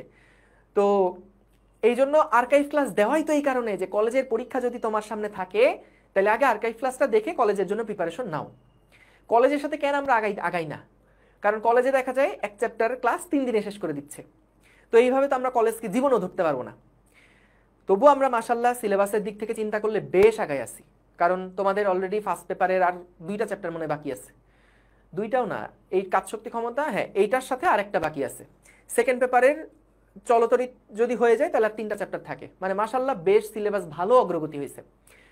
তো এই জন্য যারা লাইভে করতেছো তারা তো করছোই, কিন্তু কলেজের সাথে আমরা কেন আগাই না বললাম, কারণ কলেজে ধাপ সিলেবাস শেষ করে দেয়, ওইভাবে করে আগাতে গেলে হয় না। এই জন্য আর্কাইভ দেওয়াই তো এই কারণে। সো আর্কাইভ ক্লাসগুলো দেখে ফেলো, শেষ করে ফেলো, দেখবা যে কোনো ঝামেলা হচ্ছে না। বুঝতে পারছো? ওকে, হ্যাঁ এএনএম নাসিম তুমি দিছিলা, আমি এটা কাজশক্তি উপপাদ্য পড়ায় তারপর 2 নিয়মে সলভ করবো, এই জন্য আমি এটা ধরে আছি। ঠিক আছে, বলো আর কোনো অস্থিরতা আছে? আমাদের তাপগতিবিদ্যা 3 মাস ধরে পড়াইছে। কি কলেজের কথা বলতেছো? ও কলেজে তো এতক্ষণ টাইম পাওয়ার কথা না ভাই। আলাদা আলাদা না করি কি একসাথে করা যেত না? মানে আলাদা আলাদা না করি একসাথে করা যেত না মানে কিসের কথা বলছো রাহাত করিম? কোনো অস্থিরতা, শোনো এই পড়াশোনার মধ্যে অস্থিরতা নিয়ে আসবে না তো ভাই। তোমরা একাডেমিক ব্যাচ, যে কোনো জিনিস শিখতেছো ভালো মতন শেখো। তোমাদের তার 3 মাস পরে পরীক্ষা না যে 3 মাসে আমার অ্যাডমিশন দেওয়া লাগবে, এরকম তো না।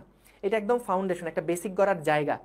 তো এই জায়গাটা যদি কোনোভাবে নড়বড়ে হয় তাহলে কিন্তু আসলে তুমি আর খুঁজে পাবে না কোথাও যে কোন জায়গায় যাবা।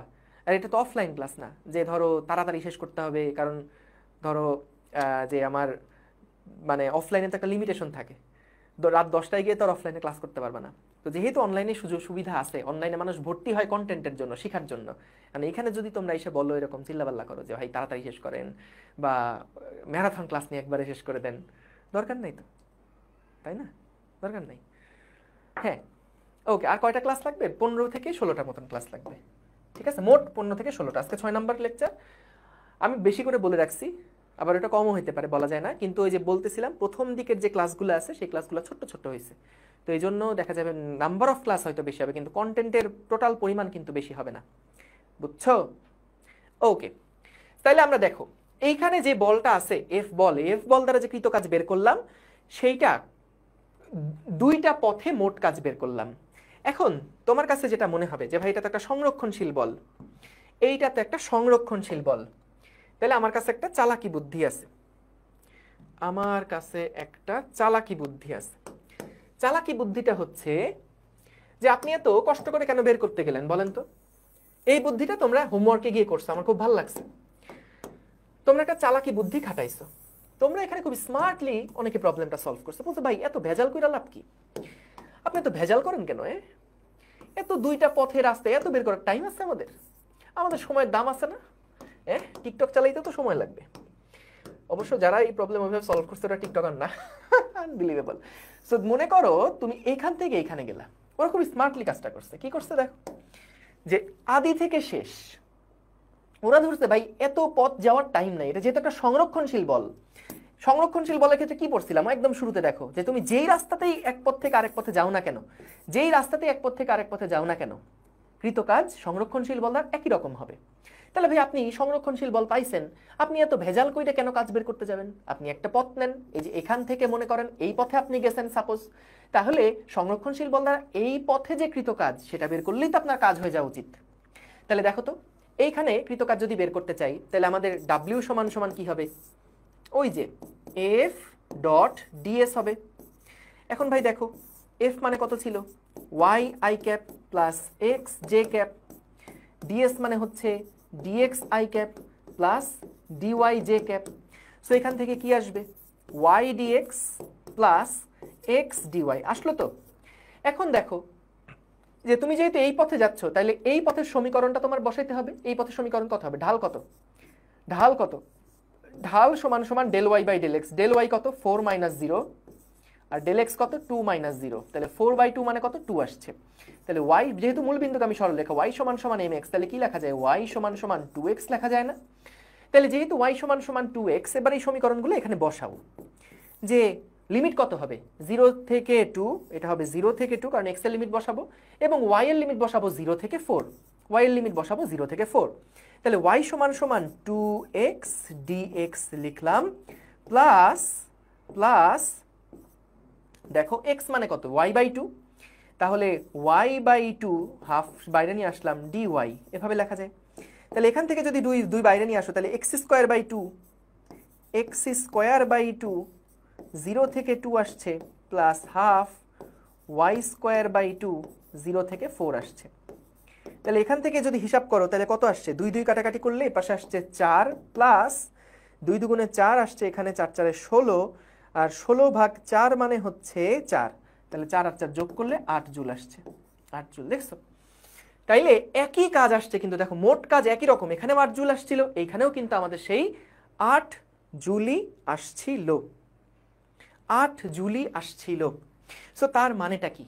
তার মানে দেখছো আমরা মিল পাইছি যে এটা যেহেতু একটা সংরক্ষণশীল বল ছিল, সো এই কারণে আমরা এই পথে যদি যাই তাহলে যে মোট কাজ হবে, যদি আমরা আদি থেকে শেষ একটা ডিরেক্ট পথ বানায় সেই পথে ওই বল দ্বারা কৃত কাজ বের করি, তাহলে একই রেজাল্ট আসছে, একই কাজ হবে। কাজের পরিমাণ এই 8 জুল 8 জুলই কিন্তু হবে। বুঝতে পারছো? এখন আসো, তাহলে তো বুঝলাম যে সংরক্ষণশীল বলের ক্ষেত্রে এটা প্রযোজ্য। যদি সংরক্ষণশীল বল হয় তাহলে এটা সুন্দরভাবে প্রযোজ্য, কোনো অসুবিধা নাই। কিন্তু যদি আমাদের কাছে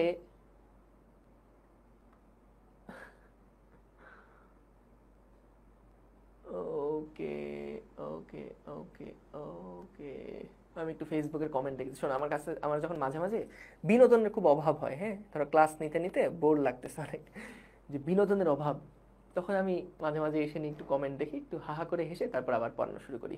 আনবিলিভেবল। ওকে, সো দেখো আমরা এটা বুঝলাম। এটা কি বুঝছো? কাহিনী কি বুঝছো? একটু বলো তো ভাই, একটু জানাও, নাকি আমি শুধু একা বক বক করতেছি? বুঝছো না? সহজ সুন্দর না জিনিসটা?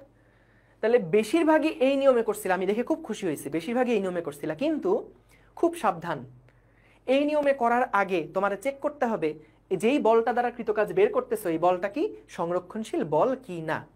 যদি সংরক্ষণশীল বল হয় তাহলে তুমি ডিরেক্ট এখান থেকে এখানে একটা সরণ ঘটায়ে ওই বল দ্বারা কৃতকাজ বের করতে পারবা।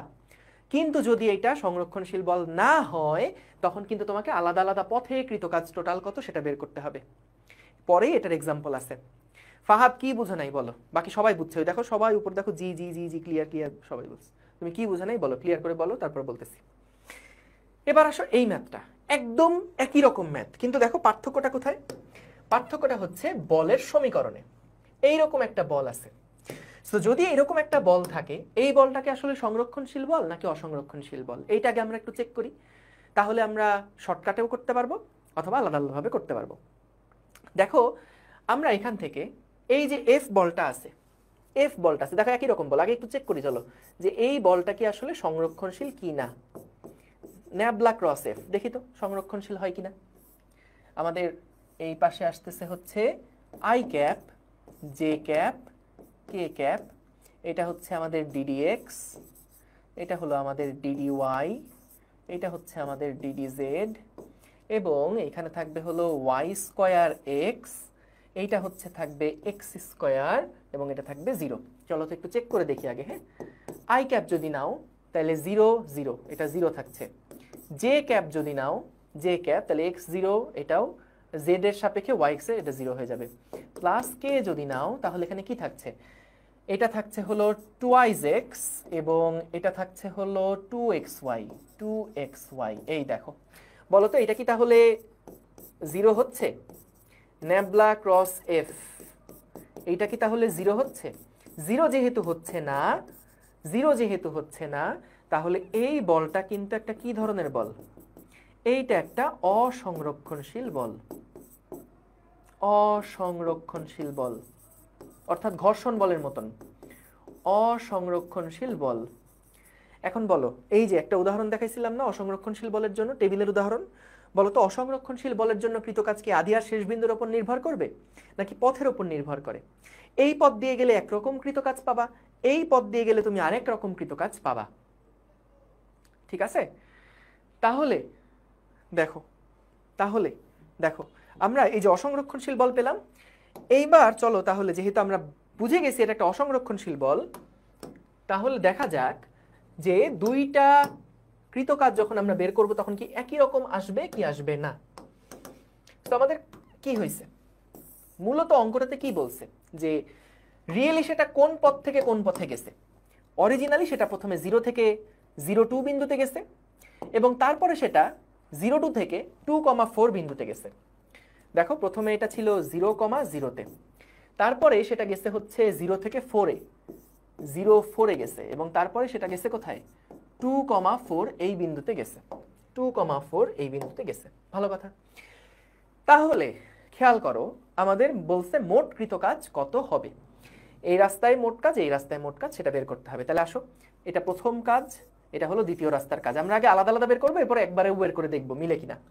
তো দেখো তো, প্রথম রাস্তায় যে কাজ হয় সেটা যদি আমরা বের করি, W1 প্রথম পথে যে কৃত কাজ, আমি একটু একবারে কি লিখে ফেলবো, তোমরা কি বুঝবা? তাহলে f ডট ds যদি আমি করি, তাহলে ওই যে x এর সহগ, x অক্ষ বরাবর সহগ কি ছিল, y স্কয়ার x dx, এরকম একটা সমীকরণ আসবে, প্লাস হচ্ছে x square dy, x square dy, এরকম একটা সমীকরণ আসবে। লিমিট কি হবে? লিমিট হবে হচ্ছে x এর লিমিট 0 থেকে 0, 0 থেকে 0, এবং y এর লিমিট হবে 0 থেকে 4। বুঝলাম? 0 থেকে 0 হইলে কি হয়ে যাবে? 0 থেকে 0 যদি হয়, সরণই x অক্ষ বরাবর হয়নি, তাহলে x অক্ষ বরাবর বল দ্বারা কৃত কাজ 0। y অক্ষ বরাবর বল দ্বারা কৃত কাজ বের করতে হবে। বলতো, এই পথ আমাকে তো x-টাকে y এ কনভার্ট করতে হবে। তো আমার এখানে এই পথের সমীকরণটা কি? এই পথের সমীকরণ তো ভাইয়া x সমান সমান 0। তাহলে এখানে যদি 0 বসাই, তাহলে এটাও কত হয়ে যাবে? এটাও কত হয়ে যাবে? 0 হয়ে যাবে। এটাও কত হয়ে যাবে? 0 হয়ে যাবে। তাহলে প্রথম পথে কৃত কাজ হচ্ছে 0। ক্লিয়ার? এইটুকু এইটুকু ক্লিয়ার? বুঝলাম। এবার আসো পরের পথ, মানে 2 নাম্বার যে পথ আছে, 2 নাম্বার পথে আমরা কৃত কাজ কত বের করব। 2 নাম্বার পথে কৃত কাজ বের করব, ঠিক আছে? 2 নাম্বার পথে কৃত কাজ বের করব, যে এই পথে যেতে কৃত কাজ কত হচ্ছে। তাহলে দেখো তো ভাই, 2 নাম্বার পথে যে কৃত কাজ, f ds যদি আবার করি আমরা, f ds যদি করি, তাহলে কি আসছে? এইখান থেকে আসবে y square x dx plus x square dy। So এখান থেকে আসছে দেখো 0 থেকে 2, এটা হলো 0 থেকে 2 এবং 4 থেকে 4, 4 থেকে 4। বলো তো ভাই, 4 থেকে 4 এটা কত হয়ে যাবে? 0 হয়ে যাবে না? কারণ এখানে কোনো সরণ হয় নাই, y অক্ষ বরাবর কোনো সরণ নাই। আর এই সমীকরণটা কত? এই সমীকরণটা কত? এটা হচ্ছে আমাদের y সমান সমান 4 এর একটা সমীকরণ। তাহলে যদি এখানে y এর 4 এর সমীকরণ বসাই, 4 4 16, 16x dx 0 থেকে 2 কত আসে? 16 into x square by 2, limit বসবে 0 থেকে 2, তাহলে কত আসে? 8 আসে, আর 2 তাহলে 32, 4 8 32 জুল টোটাল। তাহলে যে টোটাল যে কাজ হচ্ছে W টোটাল যে কাজ হচ্ছে সেটা কত? সেটা হলো W1 প্লাস W2, এটা সমান আসছে 0 জুল প্লাস 32 জুল সমান সমান 32 জুল আসছে। টোটাল যে কাজটা সেটা আমরা পেলাম। এখন এইটাই হচ্ছে পারফেক্ট উত্তর, এটাই হচ্ছে আসল উত্তর। কিন্তু কেন এটা আসল উত্তর? কারণ আমরা কেন এটা আসল উত্তর? কারণ প্রশ্নে যেইভাবে রাস্তাটা ফলো করার কথা বলছে, আমরা সেইভাবে রাস্তাটা ফলো করছি। প্রশ্নে বলছিল প্রথমে 0 থেকে 04 গেছে এবং তারপরে 04 থেকে 24 গেছে। সেই পথ পরিক্রমা ফলো করে আমরা দেখলাম যে টোটাল কাজ আসছে কত? 32 জুল আসছে। টোটাল যে কাজ আসছে সেই টোটাল কাজটা 32 জুলই আসছে। এটা ডাব্লিউ টোটাল ডান পাশেই রাখি। ওকে, এটা একটু শেষ। এইবার আমরা যেটা করতে চাই যে ভাই তাইলে দেখি অসংরক্ষণশীল বল দ্বারা কৃত কাজ কি সেম হয় কিনা। যদি আমরা ডিরেক্ট যাই একদম আদি থেকে শেষ, এইখান থেকে এদিকে গেলাম, তাহলে এখন দেখি তো কৃত কাজ কি শূন্য হয় কিনা। দেখো এখানে আমাদের এই রাস্তার সমীকরণ কি ছিল? এই রাস্তার সমীকরণ ছিল y সমান সমান 2x, আমরা আগের ম্যাথেই কিন্তু দেখছি। তাহলে দেখি আমাদের 3 নাম্বার রাস্তায় যে কৃত কাজ হচ্ছে, সেই 3 নাম্বার রাস্তায় কৃত কাজ f ds যদি করা হয়, তাহলে y square x dx plus x square dy। তাহলে এখানে আমাদের 0 থেকে 2 পর্যন্ত হচ্ছে x বসবে এবং 0 থেকে 4 পর্যন্ত হচ্ছে y বসবে। তাহলে ভাই y সমান সমান 2x, এটা যদি বসা, y স্কয়ার মানে কত? 4x স্কয়ার, তার মানে 4x কিউব dx, এটা থাকছে এক পাশে 0 থেকে 2, প্লাস x স্কয়ার মানে হচ্ছে y square by 4, y square by 4 dy 0 থেকে 4। কি করলাম বুঝছো? এখানে তো dx আছে, তাহলে সবগুলোকে x এ নিয়ে যেতে হবে। তাহলে y সমান যেহেতু 2x রাস্তা ফলো করা হয়েছে, তাহলে y এর জায়গায় 2x বসাই বের করলাম, এবং এখানে x স্কয়ার dy, যেহেতু dy আছে, তাহলে এখানে আমাকে সবগুলোকে y এ নিয়ে যেতে হবে। তাহলে এই রাস্তা ধরে যদি যায়, তাহলে x সমান কত? y বাই 2, তো x স্কয়ার মানে y স্কয়ার বাই 4। তাহলে দেখো এইখানে আমরা যেটা পাই সেটা কত হচ্ছে 4 into x to the power 4 divided by 4, 0 থেকে 0 নাকি, ও না সরি 0 থেকে 2 ছিল, প্লাস 1/4 এবং হচ্ছে ওয়াই স্কোয়ার যেহেতু ওয়াই কিউব ডিভাইডেড বাই 3, 0 থেকে 4। দেখো কত আসে, 4 4 কাটাকাটি হয়ে গেলে 2 টু দি পাওয়ার 4 আসছে, প্লাস এই পাশে থাকছে 3 4 12, 4 কিউব, 1/12 ইন্টু 4 কিউব, তাহলে কত আসে 2 টু দি পাওয়ার 4 মানে হচ্ছে 16 প্লাস 4 কিউব বাই 12, এটা আসে 21.33, 21.33 জুল। এবং বলতো আসলে কি অমিল হওয়ারই কথা না? অমিল হওয়ারই কথা না, কারণ অসংরক্ষণশীল বল, ঘর্ষণ বলের মতন চিন্তা করো। ঘর্ষণ বল দ্বারা কৃত কাজ কি, তুমি এই রাস্তা দিয়ে গেলে যা হবে, এই রাস্তা দিয়ে গেলে কি তার থেকে পরিবর্তন একটা কিছু হবে। এবং কোনটা বেশি হওয়া উচিত, যেখানে রাস্তা অতিক্রম করছো বেশি সেইখানে কিন্তু কৃত কাজটা বেশি হওয়া উচিত, যেমন 32 জুল আসছিল, কিন্তু যখন একদম সরাসরি গেছো তখন কিন্তু রাস্তাটা ছোট হয়ে গেছে, তাই কৃত কাজও কত হয়ে গেছে, কমে গেছে।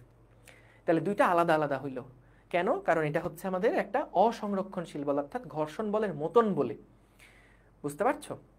তো যেহেতু এখানে হলো আমাদের অসংরক্ষণশীল বল, সেই জন্য আমি অনেককেই দেখছি তোমরা যখন প্রশ্নটা সলভ করছো এইচডব্লিউতে তখন সরাসরি এইভাবে করে ফেলছো, which is very good.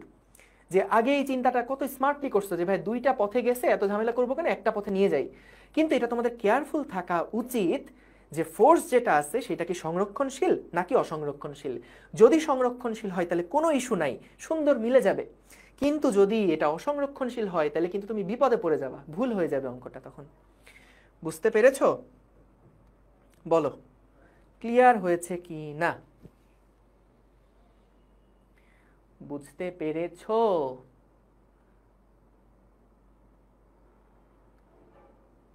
Right থেকে লেফট লিখবো? হ্যাঁ, না এটাই লিখতাম, কিন্তু কি মনে করে যেন আজকে আবার বাম দিক থেকে ডান দিকে লিখছি।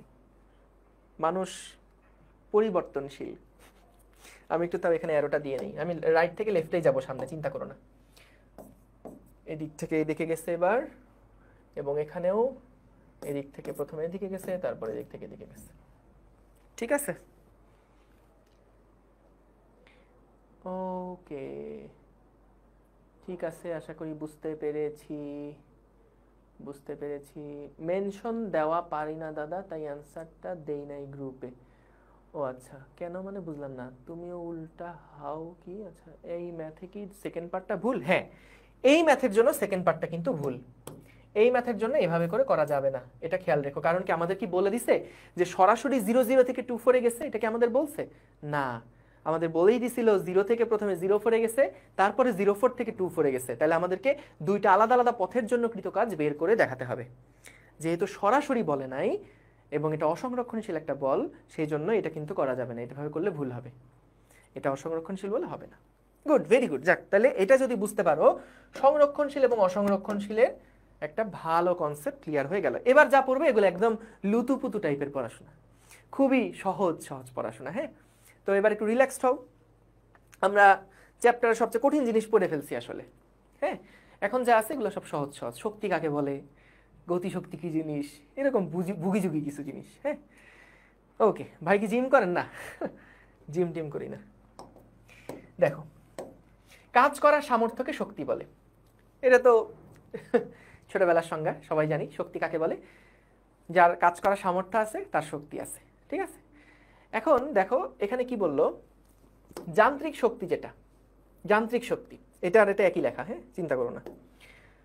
কোনো বস্তু তার গতি, তার অবস্থান বা তার আকৃতির জন্য কাজ করার যে সামর্থ্য অর্জন করে তাকে তার যান্ত্রিক শক্তি বলে।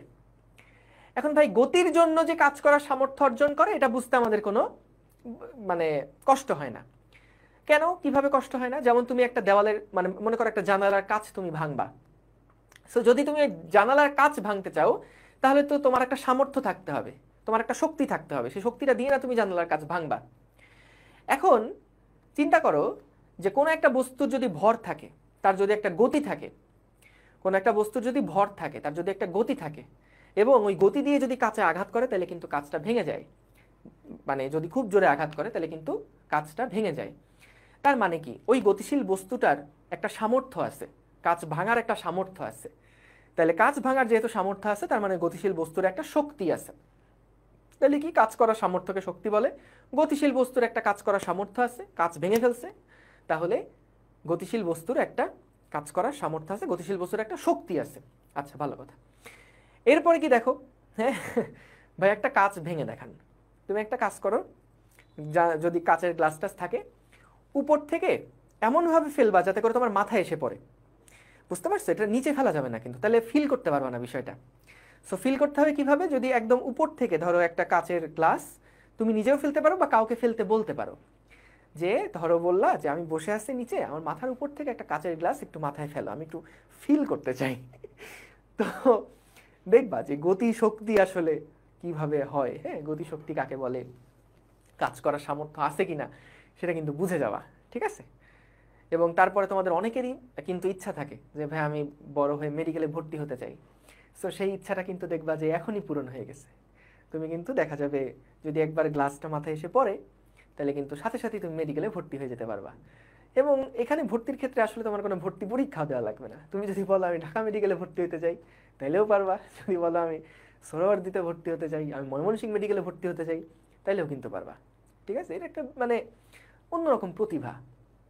যাই হোক, আমরা পড়ায় ফেরত আসি। যেটা বলছিলাম যে কোনো বস্তু তার গতি, অবস্থান এবং আকৃতির জন্য অথবা তিনটা কারণে যে কাজ করার সামর্থ্য অর্জন করে। এখন অবস্থানের জন্য কিভাবে তার মধ্যে সামর্থ্য তৈরি হয়? যেমন দেখো, কোনো একটা বস্তু মনে করো নিচে ছিল, কোনো একটা বস্তু মনে করো যে এটা ভূমি।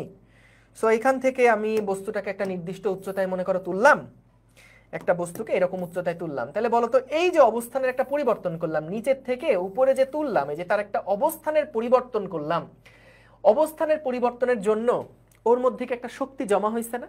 তার মধ্যে একটা কাজ করার সামর্থ্য তৈরি হয়েছে না? তুমি ছেড়ে দিলেই বুঝতে পারবা, ঠাস করে তোমার মাথায় এসে পড়বে। তাহলে ও কিন্তু উপরে যখন আসে তখন কিন্তু তার মধ্যে একটা কাজ করার সামর্থ্য আছে, ওর মধ্যে কাজ করার একটা সামর্থ্য আছে। তাহলে আমরা দেখলাম গতির জন্য কাজ করার একটা সামর্থ্য থাকে, অবস্থান পরিবর্তন হলেও কিন্তু তার মধ্যে কাজ করার একটা সামর্থ্য থাকে। এবং দেখো একজন লিখছে লাইফ চেঞ্জিং এক্সাম্পল, আসলেই তো লাইফ চেঞ্জিং এক্সাম্পল, তাই না? সবাই কি আর পারলেই মেডিকেলে ভর্তি হতে পারে? পারে না। সো গতি, অবস্থান এবং আকৃতি। সো আকৃতির জন্য কিভাবে করে কাজ করার সামর্থ্য তৈরি হয় তুমি দেখো, মনে করো যে একটা স্প্রিং। সো একটা স্প্রিংকে যখন তুমি টানছো তখন তার আকৃতিগত পরিবর্তন হচ্ছে না, এবং তার মধ্যে কিন্তু একটা কাজ করার সামর্থ্য তৈরি হয়েছে। তুমি যে ছেড়ে দাও ঠাস করে কিন্তু ওখানে স্প্রিংটার সাথে যে ব্লকটা যুক্ত সেটা একটা গতিশক্তি প্রাপ্ত হবে। সো তাহলে আমাদের তিনটা কারণে কিন্তু দেখো কাজ করা যে সামর্থ্য অর্জন করে, এই ধরনের যে শক্তিটা, সেই শক্তিগুলোকে আমরা বলছি যান্ত্রিক শক্তি। তাহলে কি কি ধরনের ক্ষেত্রে যান্ত্রিক শক্তি পাওয়া যায়? একটা হলো তার গতির জন্য যে কাজ করার সামর্থ্য, অবস্থান পরিবর্তনের জন্য যে কাজ করার সামর্থ্য, এবং আকৃতির জন্য যে একটা স্প্রিং সংকুচিত ছিল, প্রসারিত ছিল, আকৃতিগত চেঞ্জ করলাম। এই রকম তিনটা কারণে বস্তু নিজের মধ্যে যে কাজ করার সামর্থ্য অর্জন করে সেটাকে আমরা বলছি যান্ত্রিক শক্তি। ঠিক আছে? আমরা আজকের ক্লাসে গতিশক্তি যে পার্টটা আছে এই পার্টটা শেষ করব, বিভব শক্তি ইনশাআল্লাহ নেক্সট ক্লাসে দেখব। সো দেখো গতিশক্তি কাকে বলে, এখানে অনেকগুলো সংজ্ঞা আছে, তুমি জাস্ট একটা সংজ্ঞা পরীক্ষায় লিখলেই হবে, কিন্তু এটা অনেকবার পরীক্ষায় ক নাম্বার প্রশ্নে আসছে, গতিশক্তি কাকে বলে বা গতিশক্তি বলতে কি বুঝো, একটা স্টেটমেন্ট চাই। সো এটা তুমি যেটাই লেখো না কেন হবে, যেটা তোমার ভাল লাগে। দেখো প্রথমে কি বলছে, কোনো বস্তু গতিশীল থাকার কারণে যে শক্তি লাভ করে, গতিশীল থাকার কারণে যে শক্তি লাভ করে তাকে গতিশক্তি বলে। গতিশীল বস্তু গতির বিনিময়ে যে কাজ করতে পারে, ওই যে কাজ ভেঙে ফেলছে, যে কাজ করতে পারে তাকে গতিশক্তি বলে। একটা বস্তু স্থির অবস্থা থেকে গতিশীল করতে, একটা বস্তু স্থির অবস্থা থেকে গতিশীল করতে যে পরিমাণ কাজ করতে হয়েছে তাকে ওই বস্তুর গতিশক্তি বলে। যেমন কি বললো এখানে, যে মনে করো কোনো একটা বস্তু আমাদের একটা সারফেসের উপর স্থির অবস্থায় রাখা আছে, তো আমরা কি করলাম, এই বস্তুটার উপর একটা কাজ করলাম, বস্তু স্থির অবস্থায় ছিল, এই বস্তুটার উপর একটা কাজ করলাম।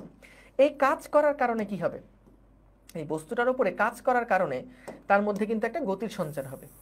তাহলে এই কোন একটা বস্তুর স্থির অবস্থা থেকে গতিশীল করতে, ধরো আদিবেগ ছিল 0, এরপরে আদিবেগ হয়ে গেল v, 0 মিটার পার সেকেন্ড থেকে আদিবেগ v মিটার পার সেকেন্ড হয়ে গেল।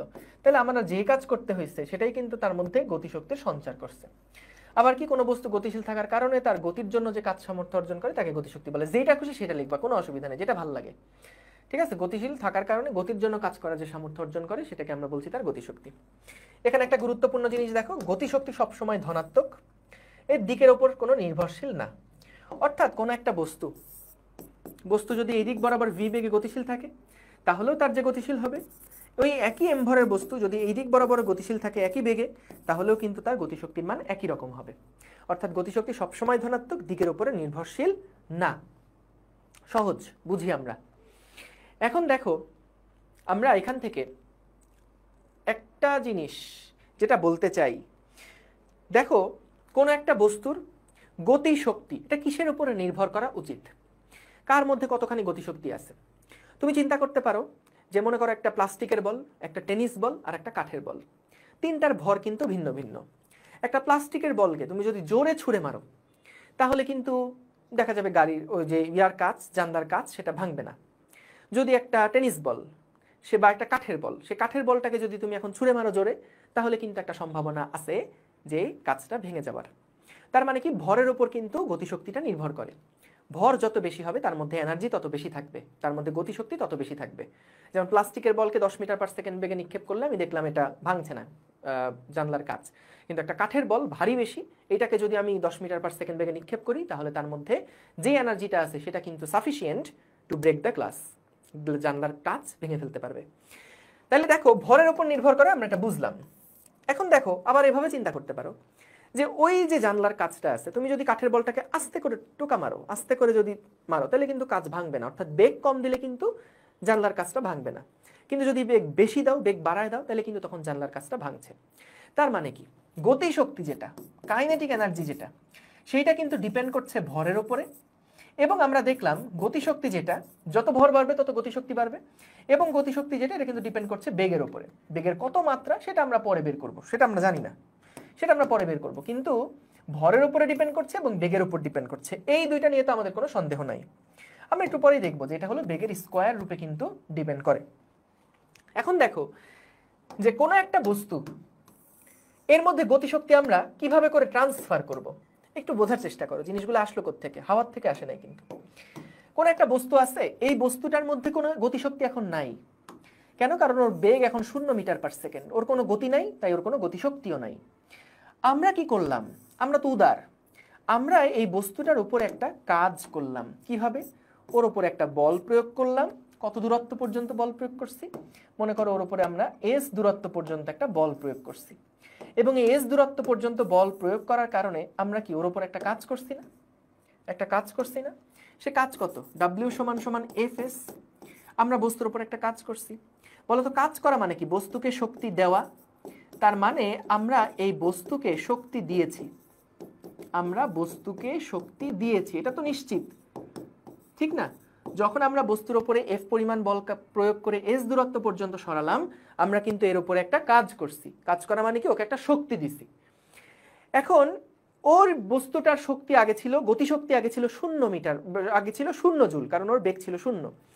এখন যখন সে s দূরত্ব অতিক্রম করলো তখন কিন্তু তার একটা বেগ থাকবে v, তার একটা ভরও আছে, তার মানে m আছে, v আছে, তার মানে অবশ্যই তার মধ্যে কিন্তু একটা গতিশক্তি আছে। খেয়াল করো গতিশক্তিটা কে দিছে? যে কাজ করছে সে দিছে। গতিশক্তিটা তো এমনি এমনি আসে নাই, আমি ওর মধ্যে একটা এনার্জি দিছি। কাজ করা মানে কি? বস্তুকে শক্তি দেওয়া। আমি যদি ওকে 100 জুল কাজ করে থাকি ওর উপরে, বস্তুর উপর যদি আমি 100 জুল কাজ করে থাকি, তার মানে আমি বস্তুটাকে 100 জুল পরিমাণ এনার্জি দিছি। সেই এনার্জিটাই কিন্তু ওর গতিশক্তিতে কনভার্ট হওয়ার কথা। তাহলে আমাদের যেটা কাজ হবে, বিষয়টা খেয়াল করো, বিষয়টা কেমন যে আমি যে পরিমাণ কাজ করছি বস্তুটার মধ্যে সেই পরিমাণ গতিশক্তির সঞ্চার হয়েছে। বস্তুটার মধ্যে আমি যে পরিমাণ কাজ করছি, যে পরিমাণ শক্তি দিছি, সেই পরিমাণই ওর মধ্যে গতিশক্তির সঞ্চার হয়েছে। এখন গতিশক্তির অ্যামাউন্টটা কত সেটা বের করার জন্য আমরা কি চেষ্টা করব? আমরা চেষ্টা করব এখানে যে Fs এর সমীকরণটা আছে কোনোভাবে কি আমরা এখান থেকে m আর v আনতে পারি কিনা। আমরা চেষ্টা করব কি, আমরা তো এই পরিমাণ এনার্জি দিছি, কিন্তু এই পরিমাণ এনার্জি দিছি, কিন্তু এটা তো আসলে দেখে বোঝা যাচ্ছে না যে গতিশক্তি যেমন ভরের উপর নির্ভরশীল, বেগের উপর নির্ভরশীল, এখানে তো ভরও নাই বেগও নাই। আমরা বস্তুর উপর Fs পরিমাণ একটা কাজ করছি, Fs পরিমাণ একটা এনার্জি দিছি, এই এনার্জিটা সে রিসিভ করছে। সো যখন এই এনার্জিটা রিসিভ করলো তার মধ্যে গতিশক্তি বাড়ছে, তো এখানে m কই, v কই? নাই তো। তাহলে আমরা চেষ্টা করব কোনোভাবে কি এখান থেকে আমরা m আর v তে আনতে পারি কিনা। f = m এ লিখলে m চলে আসে। s সমান, দেখো এখান থেকে কি বলা যায়, s কে আমরা কি লিখতে পারি?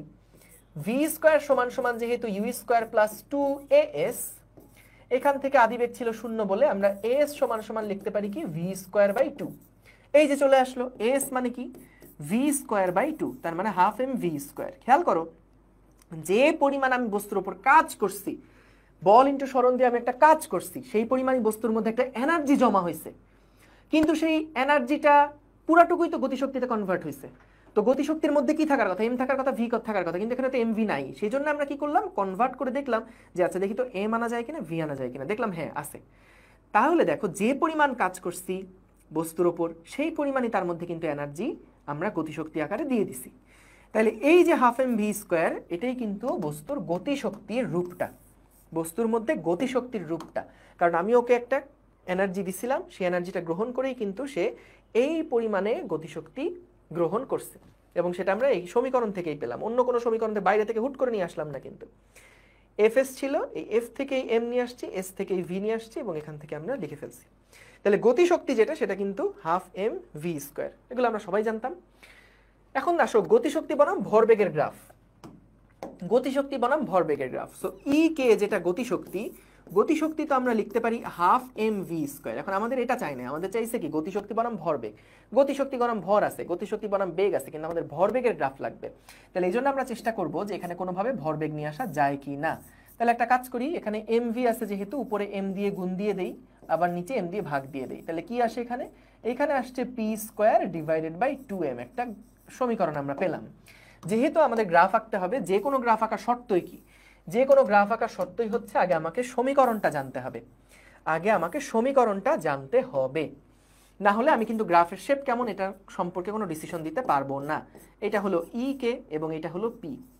এখন খেয়াল করো, এই যে আমরা পেলাম ই কে সমান সমান পি স্কোয়ার বাই 2m, ই কে সমান সমান পি স্কোয়ার বাই 2m। একটা জিনিস বলো তো এখান থেকে, এইটা হচ্ছে আমাদের ওয়াই অক্ষ বরাবর বসছে। 1/2m যেটা, এটাকে আমরা সি বলতে পারি, পি যেটা এটা এক্স অক্ষ বরাবর বসছে, ওয়াই সমান সমান সি এক্স স্কোয়ার। এইরকম একটা সমীকরণ আমরা পাচ্ছি। তাহলে কি এটা সরলরেখার সমীকরণ, y is equals to c x square, এটা কি কোনো সরলরেখার সমীকরণ? না, এটা হলো একটা পরাবৃত্তের সমীকরণ। পরাবৃত্ত কি জিনিস না বুঝলে কোনো অসুবিধা নাই। যখন একটা সমীকরণ দেয়া থাকবে তখন গ্রাফ আঁকা দুনিয়ার সবচেয়ে সহজ কাজ। ওই যে হিমেল বলে না, দুনিয়ার সবচেয়ে ইজি টপিক ভাই, ওই রকম। দেখো কোনো একটা সমীকরণ যদি তোমার দেওয়া থাকে, সমীকরণ যদি তোমার দেওয়া থাকে, তাহলে সমীকরণ থেকে গ্রাফ আঁকবা কিভাবে? এদিকে মনে করো এক্স বসালা, এদিকে তুমি ওয়াই বসালা। তাহলে সবার আগে কাজ যেটা, এক্স এর বিভিন্ন মান বসাও, 1, 0, 1, 2, 3, -1, -2, এরকম বিভিন্ন মান বসাও।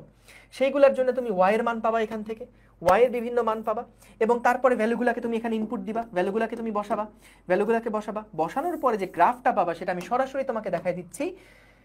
গ্রাফটা যেটা পাবা সেই গ্রাফটা হবে এইরকম টাইপের একটা গ্রাফ, এইরকম টাইপের তুমি একটা গ্রাফ পাবা, সিমেট্রিক হবে আসলে।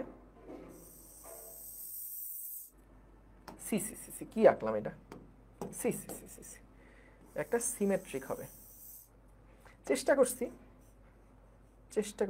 এই যে এরকম টাইপের একটা গ্রাফ হবে, মোটামুটি এরকম টাইপের একটা গ্রাফ হবে। দেখো এখানে ভরবেগ যেহেতু একটা ভেক্টর, এটার মান পজিটিভও হতে পারে, এটার মান নেগেটিভও হতে পারে। গতিশক্তি কিন্তু একটা শক্তি, গতিশক্তি যেটা, এটার মান কিন্তু কখনো নেগেটিভ হওয়া সম্ভব না, কারণ ভি এর উপর স্কোয়ার আছে। এম এটাও কিন্তু পজিটিভ, তাহলে গতিশক্তি সবসময় দেখো পজিটিভ। কিন্তু ভরবেগ এটা যেহেতু ভেক্টর, পজিটিভ হতে পারে, নেগেটিভ হতে পারে। পজিটিভ মানে যেদিকে, নেগেটিভ মানে তার উল্টা দিকে। তাহলে এখানে দেখো ভরবেগ +1, 2 জন্য যেরকম হবে, গতিশক্তি -1, -2 এর জন্য কিন্তু তার উল্টা দিকে হচ্ছে। তো এখানে গ্রাফটা মূলত এইরকম টাইপের একটা গ্রাফ হবে, কাপের মতন, রাইট? তাই না? তাহলে আমরা এইটা কি বুঝছি কিনা, এইটা কি বুঝছি কিনা, এইটা কি বুঝছি কিনা, এটার অ্যাডভান্স ডিরাইভেশন বই খুললেই পাবা, বই খুললেই পাবা, এই যে হাফ এম ভি স্কোয়ার থেকে কিভাবে আসে। ঠিক আছে, কোনো অসুবিধা নাই, একদম সহজ। এখানে হচ্ছে তোমার ওই যে এফ সমান সমান এম এ, তো এ কে ওই যে ডিভি বাই ডিটি করে, তারপরে dv by ds, ds by dt, ওইখান থেকে একবারে নিয়ে আসা যায়। তো প্রমাণ তো আর পরীক্ষায় আসে না, আমাদের প্রমাণটা সহজে করলেই আসলে হয়েছে, মূলত ফাইনাল লাইনটা পেলেই হয়েছে আসলে। এছাড়া বইতে ইন্টিগ্রেশন ডিফারেন্সিয়েশন দিয়ে প্রমাণ আছে, ওইটা দেখে নিও, তাইলেও হবে, কোনো অসুবিধা নাই। তাইলে আমরা এখান থেকে যেটা বুঝলাম, দেখো গতিশক্তি বনাম ভরবেগের গ্রাফটা এরকম একটা প্যারাবোলিক গ্রাফ হচ্ছে, এটা একটা প্যারাবোলিক গ্রাফ, এখানে একটা প্যারাবোলিক একটা গ্রাফ হচ্ছে। এবং আমাদের সি সমান সমান কি বলা যায়, সি সমান হচ্ছে 1/2m এর একটা কনস্ট্যান্ট আর কি, এটা একটা কনস্ট্যান্ট, ভয় পেও না, ভয় পেও না, ভয় পেও না, হ্যাঁ এটা একটা কনস্ট্যান্ট। তাহলে গ্রাফটা এরকম হয়, সুন্দর এরকম একটা গ্রাফ হচ্ছে। ঠিক আছে ঠিক আছে ঠিক আছে ঠিক আছে, বুঝতে পেরেছি। সবাই কি বুঝতে পেরেছো? হ্যাঁ পেরেছি। এখন খেয়াল করো, এই যে আমরা সম্পর্কটা দেখলাম যে ইকে সমান সমান পি স্কোয়ার বাই 2m, দেখো মনে করো আমাদের কাছে একটা সিস্টেম আছে, একটা সিস্টেম আছে, এই সিস্টেমে আমাদের কাছে দুইটা সমান ভরের বস্তু রাখা আছে। কেমন? দুইটা সমান ভরের বস্তু রাখা আছে। একটা বস্তু ডান দিকে গতিশীল ভি বেগে এবং এই বস্তুটা বাম দিকে গতিশীল ভি বেগে। এখন বলো তো, আমি যদি দুইজনের ভরবেগের যোগফল বের করতে চাই, এটা এম ভর, এটা এম ভর, এইটার বেগটা যা, এটার বেগের মানও তাই, কিন্তু দুইটা দিক আলাদা বলে, বলো তো পি নেট কত হচ্ছে, ভরবেগের যোগফল কত হচ্ছে, ভরবেগের সমষ্টি কত হচ্ছে? ভরবেগের সমষ্টি হয়ে যাবে 0 না? কিন্তু বলো তো গতিশক্তি যেটা, গতিশক্তি যেটা কাইনেটিক এনার্জি টোটাল যেটা, সেইটা কি ভাই দিকের উপর নির্ভর করে? সেইটা কি ভাই দিকের উপর নির্ভর করে? গতিশক্তি কিন্তু একটা থাকবে, গতিশক্তি হয়ে যাচ্ছে mv স্কয়ার। তাহলে খেয়াল করো, এই ক্ষেত্রে কি আমাদের ই কে সমান সমান পি স্কয়ার বাই 2m এই সূত্র কি এই ক্ষেত্রে খাটে বলো তো? একটা সিস্টেম অফ পার্টিকেলের জন্য ই কে সমান P square by 2m, P এর মান তো 0 কিন্তু ই কে এর মান তো 0 না, তাহলে তখন কিন্তু এই সূত্রটা খাটছে না। তাহলে এটা কখন অ্যাপ্লিকেবল না? এই সূত্র কখন অ্যাপ্লিকেবল না? যখন সিস্টেম অফ ম্যাসের জন্য এটা প্রযোজ্য না। অর্থাৎ আমি অনেকগুলা বস্তু একটা সিস্টেমের মধ্যে আছে, একটা সিস্টেমের মধ্যে অনেকগুলা বস্তুর খণ্ড খণ্ড বিভিন্ন বস্তু রাখা আছে। আমি কি করলাম, প্রত্যেকটা বস্তুর জন্য সমষ্টিগতভাবে সবার ভরবেগ বের করলাম, নেট ভরবেগ, এবং তারপরে সবার গতিশক্তি বের করলাম। তাহলে কিন্তু আমি এই সমীকরণ অ্যাপ্লাই করতে পারবো না। এই সমীকরণ শুধুমাত্র অ্যাপ্লাই করা যাবে কিসের জন্য? সম্পর্কটা শুধুমাত্র একটি ভরের জন্য প্রযোজ্য, একটি ভরের জন্য প্রযোজ্য। অর্থাৎ তুমি যদি এই ভরের জন্য লেখো ই কে সমান সমান পি স্কয়ার বাই 2m তাহলে হবে। তুমি যদি এই সমীকরণ এই এই এই ভরের জন্য লেখো ই কে সমান পি স্কয়ার বাই 2m তাহলে হবে। কিন্তু তুমি দুইটা তিনটা ভর আলাদা আলাদা আছে, সবার জন্য একসাথে করে তারপরে পি স্কয়ার বাই 2m সমান টোটাল গতিশক্তি বের করবা, তাইলে কিন্তু হবে না। এটা খেয়াল রেখো, এটা শুধুমাত্র একটা ভরের জন্য প্রযোজ্য, সিস্টেম অফ ম্যাসের জন্য প্রযোজ্য না। ওকে, ঠিক আছে ঠিক আছে, তাহলে এটা বুঝছি আশা করি যে আমরা এইখান থেকে যেটা পেলাম যে আমাদের যখন আলাদা আলাদা ভর থাকবে, তুমি যদি এটা মনে করো যে আলাদা আলাদা ভরের জন্য সবার মোট গতিশক্তি এবং আমি সবার নেট ভরবেগ স্কয়ার বাই 2m দিয়ে দিব, m মানে মোট ভর দিয়ে দিব, তাহলে কিন্তু হবে না। এটাই বললাম, আমাকে এই সমীকরণটা অ্যাপ্লাই করতে হবে কখন? একটা ভরের জন্য, একটা ভরের ভরবেগ জানো, একটা ভরের গতিশক্তি জানো, সেইগুলোর জন্য আমরা এখান থেকে বসায় করে ফেলবো ই কে সমান সমান পি স্কয়ার বাই 2m। ঠিক আছে, আশা করি বুঝতে পেরেছো, বুঝতে পেরেছো, গুড। এবার আসো সহজ সহজ কিছু ম্যাথ প্রবলেম। এই সমস্ত ম্যাথগুলা পারার জন্যে তোমার কিন্তু আসলে দুই চোখ বন্ধ থাকলেও তুমি অঙ্কগুলা করতে পারবা। তুলে ফেলো তো একটু প্রশ্নগুলো, চট করে একটু তুলে ফেলো, প্রশ্নগুলো চট করে একটু তুলে ফেলো। যেটা বলছিলাম, এই সমস্ত ম্যাথগুলা পারার জন্য কিন্তু দুই চোখ বন্ধ করেও যদি রাখো তাহলেও কিন্তু হবে।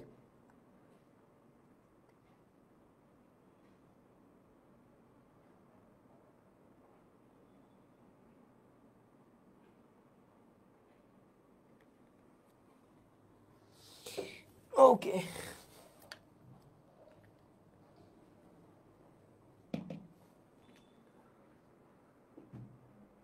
আলাদা আলাদা ম্যাসের জন্য বের করে যোগ করা যাবে? হ্যাঁ যাবে। তুমি যদি আলাদা করে পি স্কয়ার বাই 2m একটার জন্য বের করো, তাহলে তো তুমি একটার গতিশক্তি পেয়েই গেলা, তাহলে হবে না কেন? ও যেটা বলছে, ভাই আমি যদি এর জন্য আলাদা করে পি স্কয়ার বাই 2m করি, এর জন্য আলাদা করে পি স্কয়ার বাই 2m করি, তারপর যোগ করি, তাহলে হবে না? অবশ্যই হবে। কিন্তু তুমি এখানে পি বের করার সময় দুইটার পি নেট বের করে তারপর স্কয়ার করে ডিভাইডেড বাই 2m করবা, এটা হবে না। কারণ দেখো, তুমি যখন পি স্কয়ার বাই 2m করছো তখন তো এটার গতিশক্তি বের করলা, গতিশক্তিটা দিক হয় না। এখানে যখন পি স্কয়ার বাই 2m করলা তখন তো এইটার তুমি গতিশক্তি বের করলা, তাহলে দুইটা গতিশক্তি যোগ করলে টোটাল গতিশক্তি পাবা, এটাতে কোনো অসুবিধা নাই। বুঝতে পারছো? ওকে, প্রশ্নটা তুলে নাও।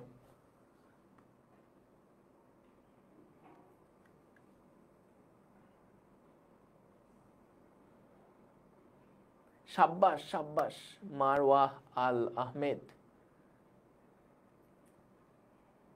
ভাই, আমাদের খোঁজ নেন না, খালি ওয়েব অ্যাপে পড়ে থাকেন। না না, খোঁজ নেই তো, তোমরা ওয়েব অ্যাপে আসো না কেন? ওয়েব অ্যাপে আসলেই হয়।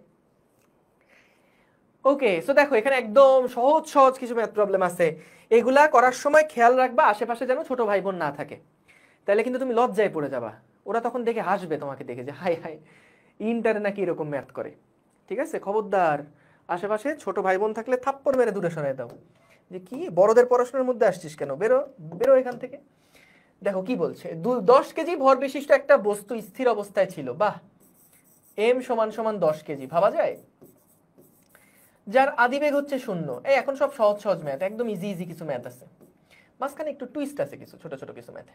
50 নিউটন বল প্রয়োগ করায় 4 সেকেন্ড পরে বস্তুর গতিশক্তি এবং ভরবেগের অনুপাত কত হবে? আচ্ছা একটা কাজ করি, বলো তো আমাকে কি বের করতে বলছে?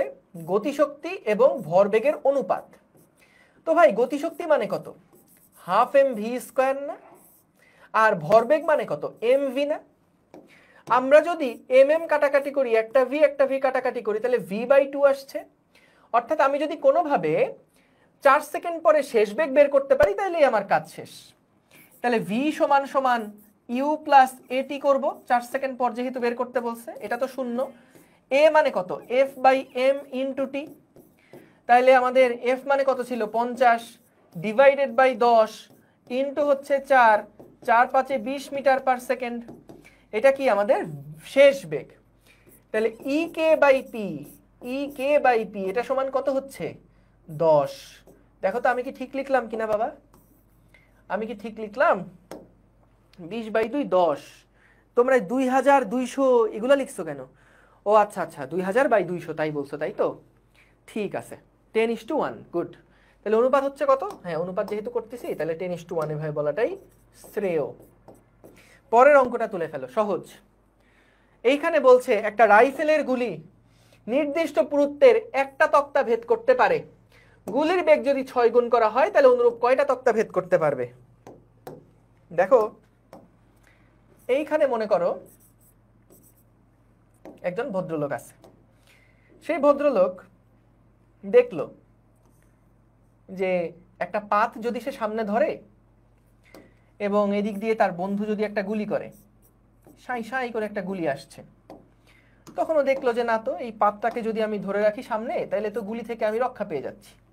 এই পাতটাকে যদি আমি ধরে রাখি, তাহলে তো আমি এই গুলি থেকে রক্ষা পেয়ে যাচ্ছি। এখান থেকে মনে করো আমাদের একজন ছোট্ট বন্ধু সে গুলি করলো, ঢিচিয়া করে গুলি করলো। ঠিক আছে, এভাবে করে সে গুলি করছে, গুলি করলো। গুলি করার পরে গুলিটা যখন এর মধ্যে যাবে, তখন সে দেখলো না তো একটা তক্তা সুন্দর মতন, এই একটা তক্তা এই গুলিটাকে সুন্দর মতন ঠেকায় দিতে পারলো। এখন এই ছোট্ট বন্ধু বলছে যে বন্ধু, আমি কিন্তু এবার বেগটাকে 2 গুণ করব। এখন আমার এই ছোট্ট বন্ধু বলল, ঠিক আছে বন্ধু, তুমি বেগ যেহেতু 2 গুণ করছো, তাহলে আমিও এখানে 2টা তক্তা নেই। তুমি বেগ যেহেতু 2 গুণ করছো, আমিও 2 গুণ তক্তা নিলাম। তাহলে বলো কি বাঁচবে? যদি বেগ 2 গুণ করে দেওয়া হয়, বেগ যদি 2 গুণ করে দেওয়া হয়, আর যদি এখানে 2টা তক্তা ধরে, তাহলে কি ও আসলে বাঁচতে পারবে? পারবে না। কেন পারবে না? কারণ একটা গুলির বেগ যখন v, তখন এই একটা তক্তা ভেদ করতে আমাদের এনার্জি লাগে কত? Half m v square. Half m v square পরিমাণ শক্তি খরচ করে এই তক্তাটা ভেদ করা যায়। এখন যখন গুলির বেগ দ্বিগুণ হয়ে গেছে, তখন হাফ এম ভি স্কোয়ার, গুলির বেগ যখন 2 গুণ হয়ে গেছে, তখন মোট শক্তি কত? 4 গুণ না? হাফ এম ভি স্কোয়ারের 4 গুণ হয়ে গেছে। অর্থাৎ আগে কি হচ্ছিল, মনে করো এটা 25 জুল, তাহলে 25 জুল লাগে একটা তক্তা ভেদ করতে।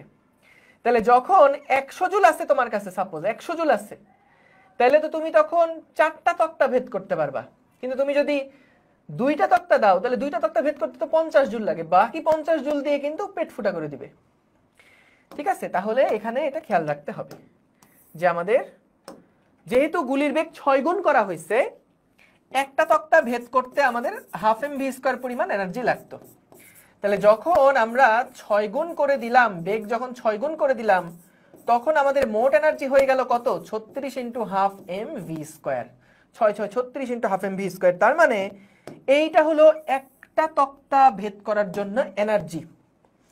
আর এইটা কি 36 গুণ এনার্জি তাহলে দিচ্ছ, তাহলে তুমি 36টা তক্তা ভেদ করতে পারবা, তাই না? 36টা তক্তা ভেদ করতে পারবা। এই আর কি কাহিনী, সহজ। পরেরটা দেখো, করে ফেলো। স্থির অবস্থা থেকে 50 কেজি ভর বিশিষ্ট কোনো একটা বস্তু নির্দিষ্ট বলের ক্রিয়ার ফলে 2 সেকেন্ড পরে 12 মিটার পার সেকেন্ড বেগ অর্জন করলে 5 সেকেন্ড পরে গতিশক্তি কত হবে? ভাই দেখো, সহজ অঙ্ক এগুলো, অবজেক্টিভে আসার মতন। গতিশক্তি কত হবে? Half m v square. M দেওয়া আছে, বাহ, তাহলে তো আমাদের অঙ্ক অর্ধেক হয়ে গেছে। কিন্তু ভি এর মানটা জানি না। তাহলে ভাই ভি বের করতে গেলে কি করব? আমাদের বলছে কি 2 সেকেন্ড পরে বেগ হয়ে যায় আমাদের স্থির অবস্থা থেকে বলছে। তাহলে দেখো তো, ভি সমান সমান ছিল কি ইউ প্লাস এটি, তাই না? স্থির অবস্থা মানে এটা শূন্য, তাহলে ভি সমান সমান এটি। বস্তু যদি সমতরণে যায় তাহলে কি ভি সমান সমান টি না? তাহলে আমরা কি লিখতে পারি? ভি সমানুপাতিক টি, যেহেতু v one by v two সমান সমান t one by t two. তাহলে আমরা এখান থেকে আসতে পারে যে ফাইনাল যে বেগটা হবে সেই ভি টু সমান সমান কত হবে? T two divided by T one into V one. ঠিক আছে? তাহলে এখান থেকে কত হয়? এখান থেকে আমরা ভি টু এর মান পেয়ে যাচ্ছি। সো ভি টু সমান সমান টি টু কত? টি টু হচ্ছে 5, এটা ছিল 2, এটা ছিল 2 ইন্টু এটা ভি ওয়ান মানে হচ্ছে 12। তাহলে এখান থেকে কত হয়? 5 6 30 মিটার পার সেকেন্ড। তাহলে 30 মিটার পার সেকেন্ড হলে গতিশক্তি যেটা হবে হাফ ইন্টু 50 ইন্টু 30 স্কোয়ার, যা হয় তাই। দেখো, অনেক সময় তুমি দেখবা বিভিন্ন বইগুলাতে শর্টকাটে একবারে এটা অ্যাপ্লাই করছে, তো অনেকে বুঝো না, এই কারণে একটু ভেঙে দেখালাম। তুমি ডিরেক্টলি এই সূত্র লিখে করলেও কোনো অসুবিধা হবে না। ঠিক আছে? সহজ অঙ্ক। দেখছো, বলছিলাম না আশেপাশ থেকে ছোট ভাই বোনদের সরাইছো তো? তাহলে কিন্তু লজ্জার ব্যাপার, বিশেষ করে 9 10 পাকনা পোলাপান থাকলে কিন্তু সমস্যা। তখন হা করে হাসবে। আর একজন ছুটি ছুটি করতেছে, ছুটি নিয়ে নাও, ছুটি নিয়ে নাও। ওকে, পরেরটাই যাই। দেখো তো এটা কি বললো? 10 কেজি ভরের একটা বস্তুর ভরবেগ দেওয়া আছে, তাহলে বস্তুর গতিশক্তি কত বের করো। দেখো, এটাকে তুমি দুই ভাবে করতে পারো। একটা হচ্ছে, যেহেতু আমাদের ভরবেগের ভেক্টর একটা রূপ দেওয়া আছে, ভরবেগ মানে কত? 3i minus 4j। তাহলে আমাদের যেহেতু ভরবেগ দেওয়া আছে, তাহলে বেগ কত? বেগ হচ্ছে 0.3i cap minus 0.4j cap. কিভাবে হলো বলবো না, কিভাবে হলো এটা বলবো না, কারণ পি মানে কত? পি মানেই তো এমভি। তাহলে আমি যদি এম দিয়ে ভাগ দেই তাহলে তো ভিটা চলে আসলো। তাহলে আমরা এখান থেকে ভি এর মানটা কত বের করতে পারবো না? ভি এর মান কত হবে? 0.3 স্কোয়ার প্লাস 0.4 স্কোয়ার। এটা করলে কি 0.5 আসে? আমি শিওর না। এটা করলে কি 0.5 আসে? আমি কিন্তু শিওর না। এটা করলে কি 0.5 আসে? হ্যাঁ, আমি শিওর। এই যে পিথাগোরাসের আর কি। তাহলে 0.5 সিসি। এটা আমি আবার হাতে করলাম, ক্যালকুলেটরে করলাম কেন? তোমরা কেউ দেখো নাই তো যেটা আমি ক্যালকুলেটরে করছি? না দেখলে কোনো অসুবিধা নাই, তোমরা দেখো না যে এটা আবার ক্যালকুলেটরে হিসাব করছি আমি। Half m v square. তাহলে এম এর মান কত? এম এর মান 10। ভি স্কোয়ার যেটা, সেটা কত হচ্ছে? 0.5 স্কোয়ার। তাহলে ভাই এখান থেকে আমি কিন্তু গতিশক্তির মানটা পেয়ে যাব। এছাড়া এটা তো একটা উপায় গেল, আরেকটা উপায় তুমি করতে পারো, সেটা হচ্ছে ই কে সমান সমান কি ছিল বলো তো? পি স্কোয়ার বাই 2m না? পি স্কোয়ারকে আমি এভাবে লিখতে পারি না? P dot P. বলো তো পি ডট পি মানে কত? পি এর মান তো cos 0 ডিগ্রি। এই মনে আছে ডট গুণ? পি ডট পি মানে কি? পি এর মান cos 0 ডিগ্রি। cos 0 ডিগ্রির মান কত? 1। তাহলে পি স্কোয়ার লেখা যায়। তাহলে পি স্কোয়ারকে পি ডট পি আকারে লেখা যায়। তাহলে তুমি এখানে 3i মাইনাস 4j, 3 স্কোয়ার হবে প্লাস 4 স্কোয়ার হবে divided by 2m, divided by 2m। হিসাব করে দেখবা কত হয়। যেটা হবে সেটাই হচ্ছে আমাদের গতিশক্তির মানটা। বুঝতে পারছো? এই কঠিন লাগতেছে নাকি খুব? মনে হচ্ছে মাথা ঘুরে পড়ে যাবা? এত কিছু লেখা লাগে না, এটাই তো কথা। তো কিছু লেখা লাগে নাকি? ধুরো, এত কিছু লিখতে যাওয়া কেন? আহা, আমরা তো সবাই জমিদার, তাই না? তাই না? আমাদের রক্তের মধ্যে একটা জমিদারি ভাব আছে, আমরা এত লিখতে যাব কেন, তাই না? আমরা অল্প লিখবো, স্যাররা বুঝে নিবে। ভাইয়া, ক খতে ভালো করার উপায় কি?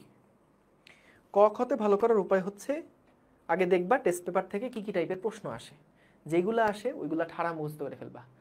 মুখস্থ করার আগে বুঝবা, তাহলে মুখস্থ করা সহজ হয়। যে কোনো জিনিস, ইকে মানে কি, আয় হায় কোত্থেকে আসছো এটা, মাহাদি আমান, ইকে মানে কি, এই ইকে মানে কি ভাই, আয় হায় কোত্থেকে এলো এরা?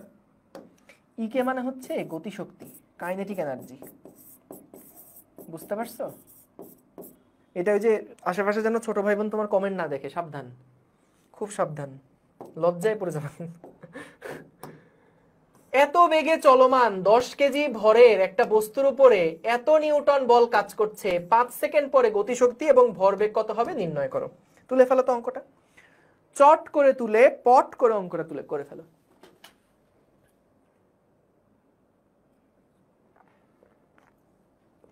ভাই 11তে উঠার পরে থেকে মুখস্থ করতে অনীহা চলে আসছে। মুখস্থ কেন করবা? এমন ভাবে পড়বা যাতে মুখস্থ হয়ে যায়।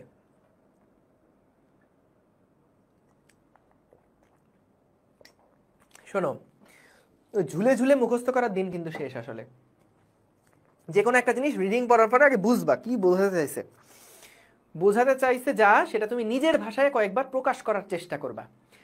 আমাদের আসলে ল্যাকিংসটা কোথায় হয় জানো? আমরা তো আসলে ছোটবেলা থেকে বই পড়ে অভ্যস্ত না, যার কারণে ভাষার প্রয়োগটা না আমাদের ন্যাচারালি আসে না। তুমি একটা জিনিস দেখবা, যারা অনেক বেশি বই পড়ে তারা দেখবা যে সুন্দর করে যে কোনো কথা, মনের ভাব প্রকাশ করে ফেলতে পারে, সুন্দরভাবে নিজের কথাগুলা খাতায় প্রকাশ করে ফেলতে পারে, এবং ওরা আগে থিমটা বোঝে, তারপরে নিজের ভাষায় ওগুলা লিখে ফেলতে পারে এবং ভালো মার্ক পেয়ে যায়। কিন্তু আমাদের তো অনেকেরই ছোটবেলার বই পড়ার অভ্যাসটা নাই। এই কারণে কি হয়, আমরা একটা জিনিস বুঝি কিন্তু খাতায় কি ভাষা প্রয়োগ করে লিখবো, এই ভাষার প্রয়োগটা আমাদের ঠিকঠাক মতন হয় না বলে সংজ্ঞা লেখলে বিচ্ছিরি হয়ে যায়। তাহলে এটার উপায়টা কি? তুমি আগে একটা সংজ্ঞা পড়বা, বইয়ের সংজ্ঞাটা পড়বা, পড়ার পরে থিমটা আগে বুঝলা, বোঝার পরে এবার নিজে যা বুঝো সেটাকে লেখার চেষ্টা করবা। তুমি দেখবা তুমি কিছু কিছু ওয়ার্ডে গিয়ে আটকায় গেছো, যে ইস আমি তো ভালো ওয়ার্ড খুঁজে পাচ্ছি না। যখন দেখবা যে এরকম হবে, তখন গিয়ে আসল সংজ্ঞার ওয়ার্ড কি ছিল সেইটা দেখে নিবা। তখন দেখবা যে আস্তে আস্তে আস্তে আস্তে এটা মানে ভালো মতন তুমি মুখস্থ লিখে ফেলতে পারছো। বুঝতে পারছো? এই আর কি। ঠিক আছে, দেখো কি বলছে এখানে। এখানে বলছে এত বেগে চলমান একটা 10 কেজি ভরের বস্তুর উপর এত নিউটন বল কাজ করছে। তার মানে আমাদের একটা আদিবেগ ইউ দেওয়া আছে। কি সহজ অঙ্ক, 3i cap plus 4j cap, 4j cap, 10 KG ভরের একটা বস্তুর উপর এফ পরিমাণ বল কাজ করছে। সো এফ এর মান কত? 6i cap plus 8j cap, তাই তো? 5 সেকেন্ড পরে কি কাজ? আচ্ছা, তাহলে আমাদের ভাই গতিশক্তি যাই বাই করো না কেন, ভি লাগবে আগে ভাইয়া, ভি নাইলে হবে না। সো ভি সমান সমান ইউ প্লাস এটি। সাবধান, এখানে তোমরা অনেকেই যে ভুলটা করো, দেখো অনেকেই যে ভুলটা করো, এইখানে না তোমরা আগে ইউ এর মান বের করে ফেলো। আমি আগে একটু দেখাই, দাঁড়াও দেখাই। এইখানে তোমরা আগে ভেক্টর হিসাবে না করে আগে দেখা যায় ইউ এর মান বের করে ফেলো, এফ এর মান বের করে ফেলো, এবং তারপরে ভি সমান সমান তো ইউ প্লাস এটি, তাহলে ওই এফ এর মান বাই এম ইন্টু টি, এখান থেকে ভি বের করে ফেলো, তারপরে হাফ এম ভি স্কোয়ার করে গতিশক্তি এবং এম ভি করে হচ্ছে ভরবেগ বের হয়ে যায়। কিন্তু এইভাবে যদি আগাও তাহলে কিন্তু তুমি দেখো, যখন ইউ এর একটা মান বের করলা, ধরো 10 বের হইছে, এফ এর একটা মান বের করলা, ধরো 50 বের হইছে, তুমি যখন এটা এই সূত্রের মধ্যে বসাবা, তার মানে কিন্তু তুমি আসলে অ্যাজিউম করে নিচ্ছ যে এই বল, এই বেগ, দুইটা ভেক্টরই একই দিকে কাজ করছে। যে আদিবেগটাও যেদিকে ছিল, বলটাও তুমি সেদিক বরাবর দিছো, এবং সেই কারণে একই দিক বরাবর ত্বরণ হয়েছে। তুমি সবাইকে একই দিক বরাবর ধরে নিছো, যেভাবে ক্লাস 9-10-এ করতা। 9-10-এ কি আমাদের ভিন্ন ভিন্ন দিকে ছিল, যে একদিকে ত্বরণ একদিকে বল এরকম ছিল না? কিন্তু তো তুমি যখন আলাদা করে মান বের করে নিচ্ছ, যে জাস্ট এটা এত সামথিং মিটার পার সেকেন্ড, এটা এত নিউটন, এরকম মান বের করে নিচ্ছ, তখন কিন্তু তুমি অ্যাজিউম করে নিচ্ছ যে আচ্ছা একটা বস্তু আছে, তার উপরে এইদিকে বল প্রয়োগ করছি, বস্তুর আদিবেগও এই দিক বরাবর কাজ করছে, এটা তুমি ধরে নিচ্ছ। কিন্তু আসলে তো প্র্যাকটিক্যালি সেটা না। এইটা তো একটা দিক নির্দেশ করছে, এটা তো আরেকটা দিক নির্দেশ করছে, দুইটার দিক তো আলাদা। অর্থাৎ কাহিনীটা এরকম, এখন তো এই দিকে বস্তুর আদিবেগ ছিল, ফোর্স এই দিকে কাজ করছে, বিষয়টা তো এরকম না। আদিবেগ এই দিকে হলে ফোর্স এই দিকে কাজ করছে, তখন তো তার উপরে যে প্রযুক্ত বল, যে ত্বরণ, সেটা তার আগের মতন হবে না। তো তাহলে কেউ মান বের করে তারপরে এভাবে করে কিন্তু আগাবা না, এটা সাবধান, এটা ভুল করো না। তাহলে এখানে কি করতে হবে? এখানে যেটা করা লাগবে সেটা হচ্ছে আগে আমরা ত্বরণটা বের করি, বা এই সমীকরণে ফালাইতে হবে। কারণ আমাকে গতিশক্তি বলো, ভরবেগ বলো, যেটাই বলো না কেন, ভি বের করা লাগবে। তাহলে ভি যদি বের করতে চাই, তাহলে আমার ভি যদি বের করতে চাই, তাহলে ভি সমান সমান ইউ প্লাস এটি। ইউ এর মান দেওয়া আছে, নিয়ে আসো, ভেক্টর আকারে করতে হবে এটাকে। U plus a t, u plus a t, a মানে কত? F by m. তাহলে এফ বাই এম যেটা, সেটাই তো আমাদের ত্বরণ নির্দেশ করছে। তাহলে এফ বাই এম করলে কি হবে? 0.6 i cap plus 0.8 j cap. ঠিক আছে, 6/10 8/10। তাহলে কি আসছে এখানে? 0.6 i cap plus 0.8 j cap, 0.8 j cap. T মানে কত? 5 সেকেন্ড, 5 সেকেন্ড। তাহলে কত আসে? 3 I cap minus 4 J cap plus 5 6 30, 3 I cap plus 5 8 40, 4 J cap. তাহলে এখানে আসে 6 আই ক্যাপ। এই যে ভি এর একটা সুন্দর মান আসলো 6 আই ক্যাপ। তার মানে আমরা এখন যদি গতিশক্তি বের করতে চাই, গতিশক্তি ই কে হাফ এম ভি স্কোয়ার। তাহলে ভি এর মান কত? 6ই তো, তাহলে হাফ ইন্টু 10 ইন্টু 6 স্কোয়ার।